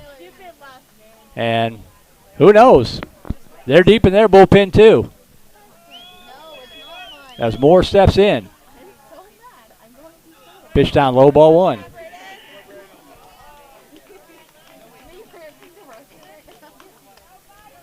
Moore 2 for 4 in the night with an RBI single.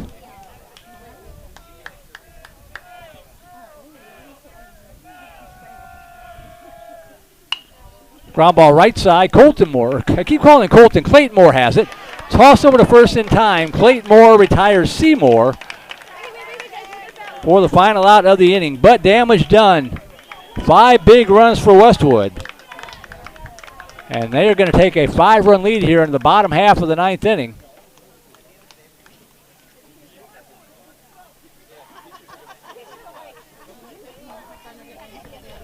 And for the Vipers in the bottom of the 9th inning, it will be 6, 7, and 8 hitters due up here.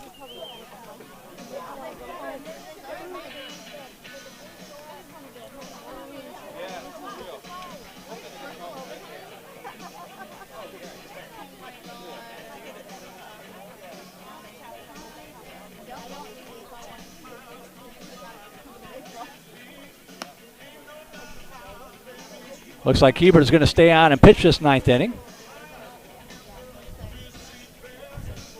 Let's hope he's a starting pitcher on Thursday night. This will get into his pitch count a little bit if that's the case.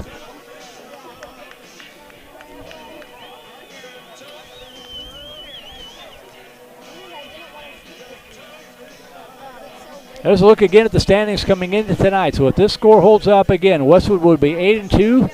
Cedar Ridge and Round Rock are 7-3. Vista Ridge defeating Hutter tonight. So they're 6-4. If the Vipers do lose this game, they'll drop down to 6-4. 1 game out of second place, tied for 4th with 4 games left. Shaky for sure, but there's still time.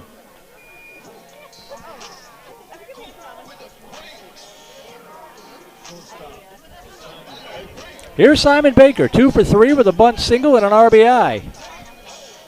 Also walked in the game back in the 4th inning. That seems like about Sunday.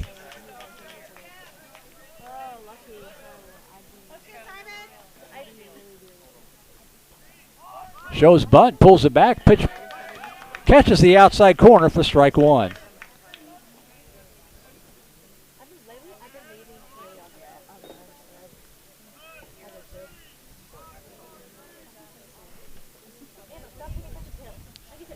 Oh, 1 pitch. Paints the inside corner for strike 2.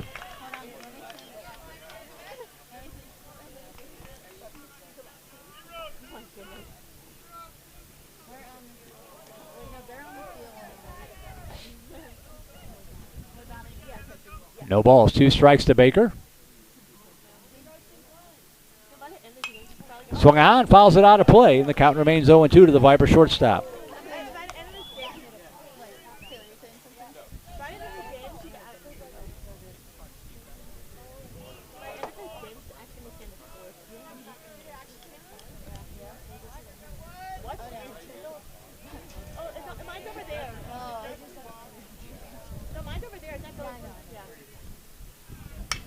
That one poked to the right side. It's going to drop in there for a base hit.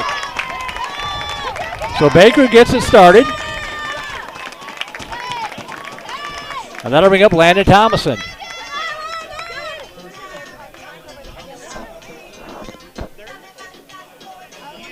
Thomason 0 for 2. He's reached on an error, also reached on an RBI fielder's choice, and had a walk. Had 2 walks, in fact.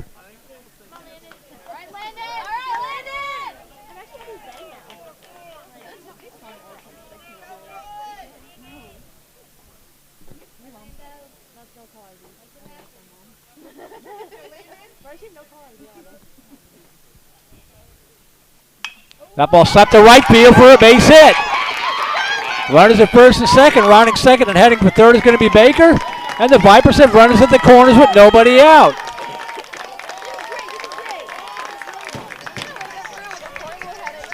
I told you they're deep in their bullpen too. As Tyler Hubbard will step in. Hubbard 1 for 3 with a 2 RBI double, also a sacrifice fly for an RBI in the 7th.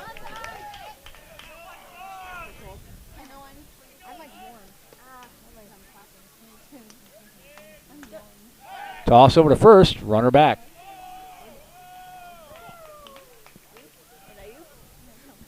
Baker at third, Thomason at first.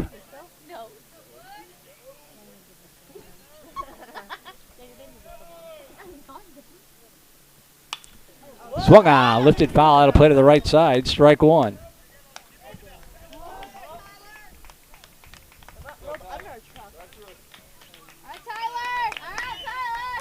Clayton Moore on deck, and then we get back to the top of the order in the big guns.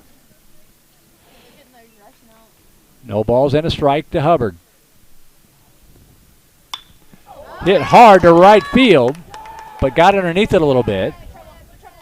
Tagging at third, the throw coming in, and it is thrown away, and that run is going to score. And moving up to second base is going to be Thomason. So sacrifice fly for Tyler Hubbard again. First out of the inning. Baker scores. And on the error on the throw home, Thomason moves up. 13-9, now 1 away, runner at second base.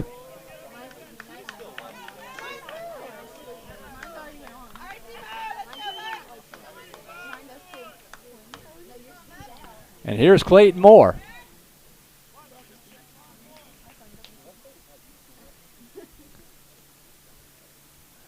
Joe's bunt pulls it back. The pitch up high inside, ball one. Moore 1 for 4 with an RBI single, also reached on an error in the 6th inning.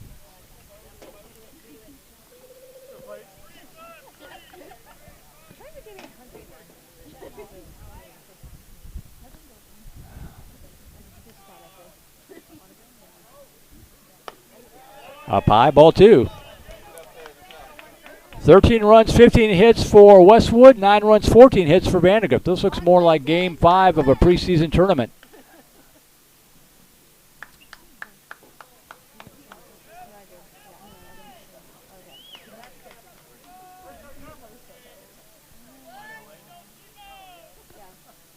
Two-0 pitch. That almost hit him. It did hit him. Oh, he tried to sell it. Misses inside nonetheless, and the count goes 3-0.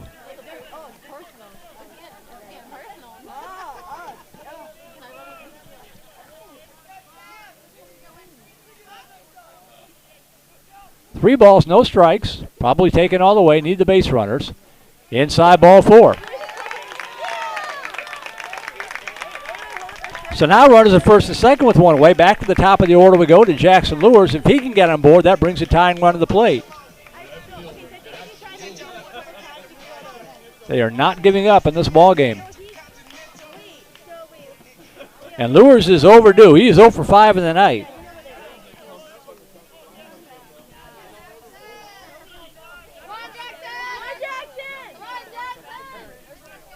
Thompson is second, Moore at first. 1 out, still down by 4. That ball is going to hop back to the backstop. Catcher can't locate it. No, stay right there. Stay right there. If we're in the second inning, you might try that, but not down by 4 runs in the ninth. So 2 runners in scoring position on the wild pitch. 1 ball, no strikes to Lures. Thompson up at third, Moore up to second. First base is now open.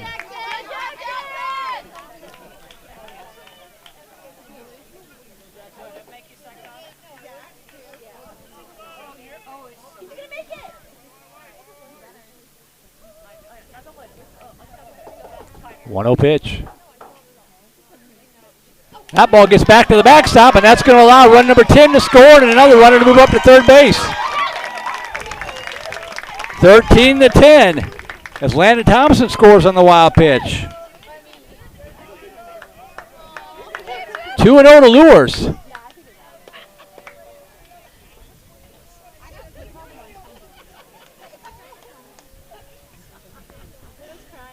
And Coach Carter going to have a pitching change.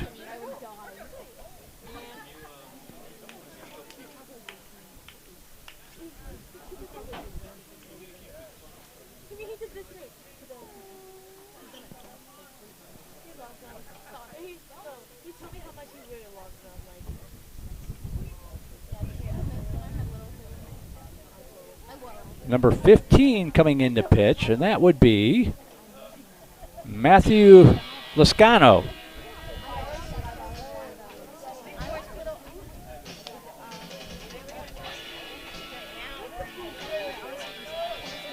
So Lascano coming in to try to put out the Viper fire. 4th pitcher of the night for Westwood.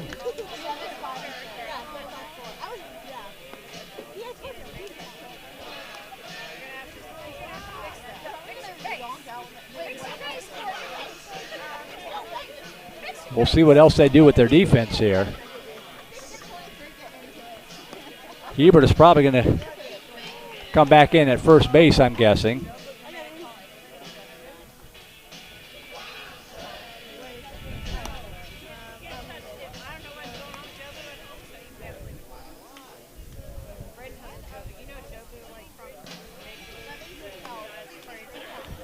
Hebert is back on the field and is staying on the infield instead of going out to right field. So it looks like it's still going to remain Gula, Moore, and Winland, the outfield left to right. Reed Saxon, Matthew Gula, Gael Garcia, and Jeff Hebert, the infield third to first. Jack Brinson behind the plate, and Matthew Lascano.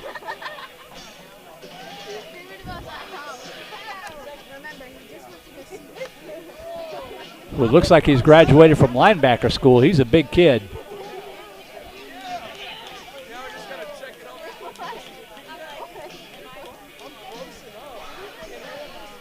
And he inherits a 2-0 count on Jackson Lures.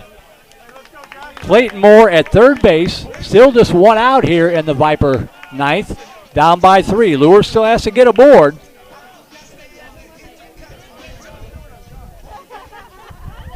Be nice to get Moore home. But they need more than that, and the pitch up high, ball 3.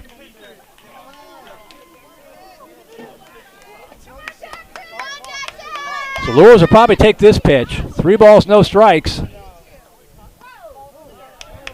Oh, that's a straw. You got to be kidding me. That's a 3-0 strike right there. 3-1 the count to Lures. Misses way outside, ball 4, and the Vipers will bring the tying run to the plate again. Heart of the order coming up.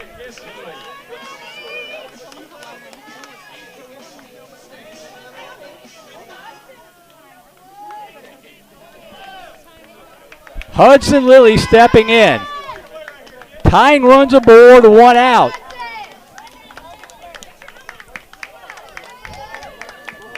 These are the guys that you want coming up with the game on the line.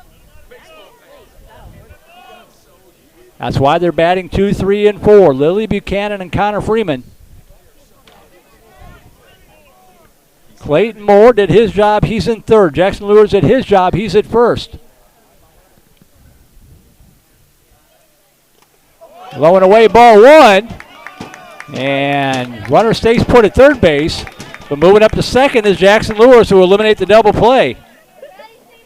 1 ball, no strikes to Lilly. Now a base hit pulls the Vipers within 1.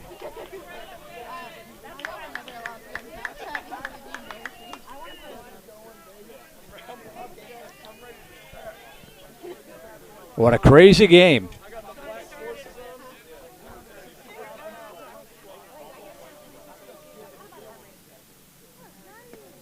That curveball drops in there for a strike. If you're just tuning in, where have you been? The Vipers trailed 8-1, fought all the way back, scored 3 in the bottom of the 7th to tie it up at 8. Gave up 5 to Westwood in the top of the 9th, and they're trying to battle back again here in the bottom of the 9th. 1 ball, 1 strike to Lilly. Outside, ball 2.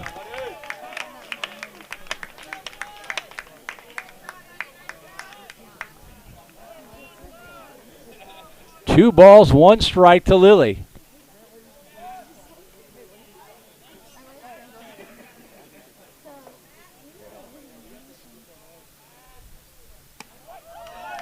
Catches the outside corner, 2-2.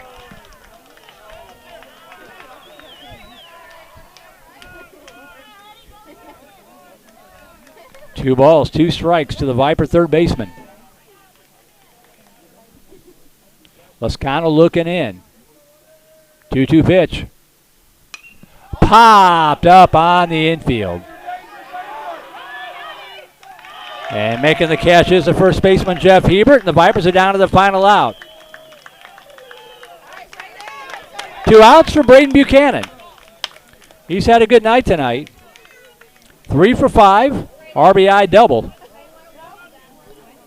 And do I need to say he has one of the 2 Viper home runs on the season?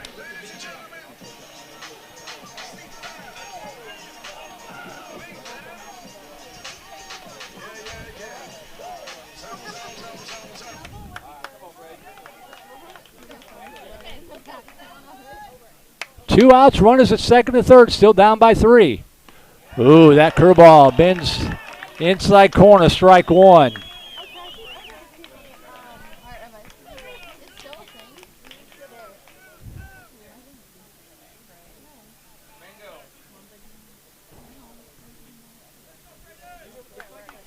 No balls and a strike. Knee high for a strike, and the Vipers are down to the final strike of the night. No balls, 2 strikes. Connor Freeman on deck if Buchanan can keep the game alive.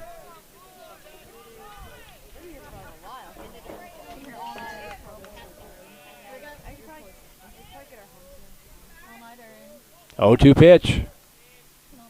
Way outside, ball 1.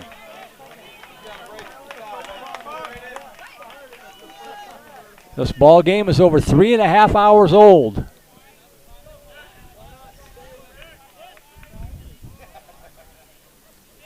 One ball, 2 strikes, 2 out, 2 aboard. And time is called.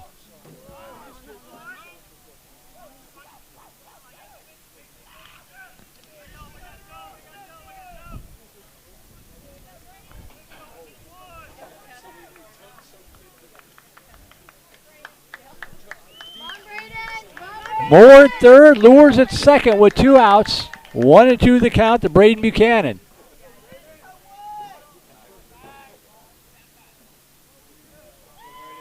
The pitch from Lascano. Ground ball left side, shortstop has it. The throw to first in time. And Westwood survives on the 6-3 putout to retire the side. The Vipers get 2 runs in the bottom of the 9th to make it close. But the hole was just dug too deep, and the Westwood Warriors win a thriller 13-10 in 9 innings.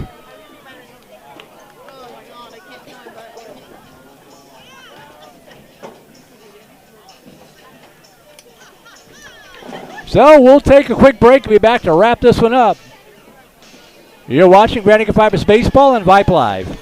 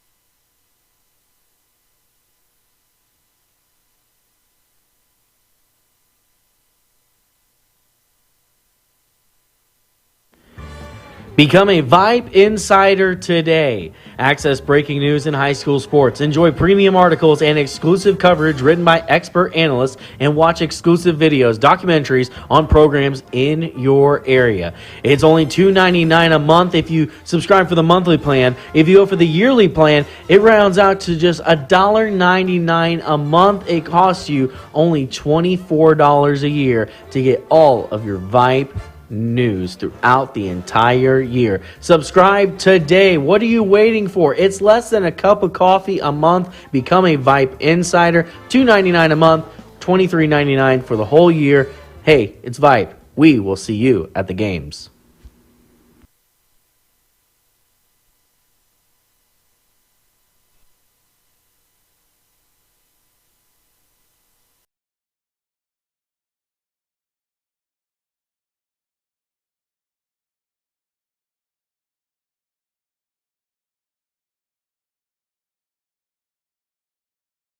Benham Field, the Vipers falling to the Westwood Warriors by a final score of 13-10. 13 runs, 15 hits, 3 errors for Westwood.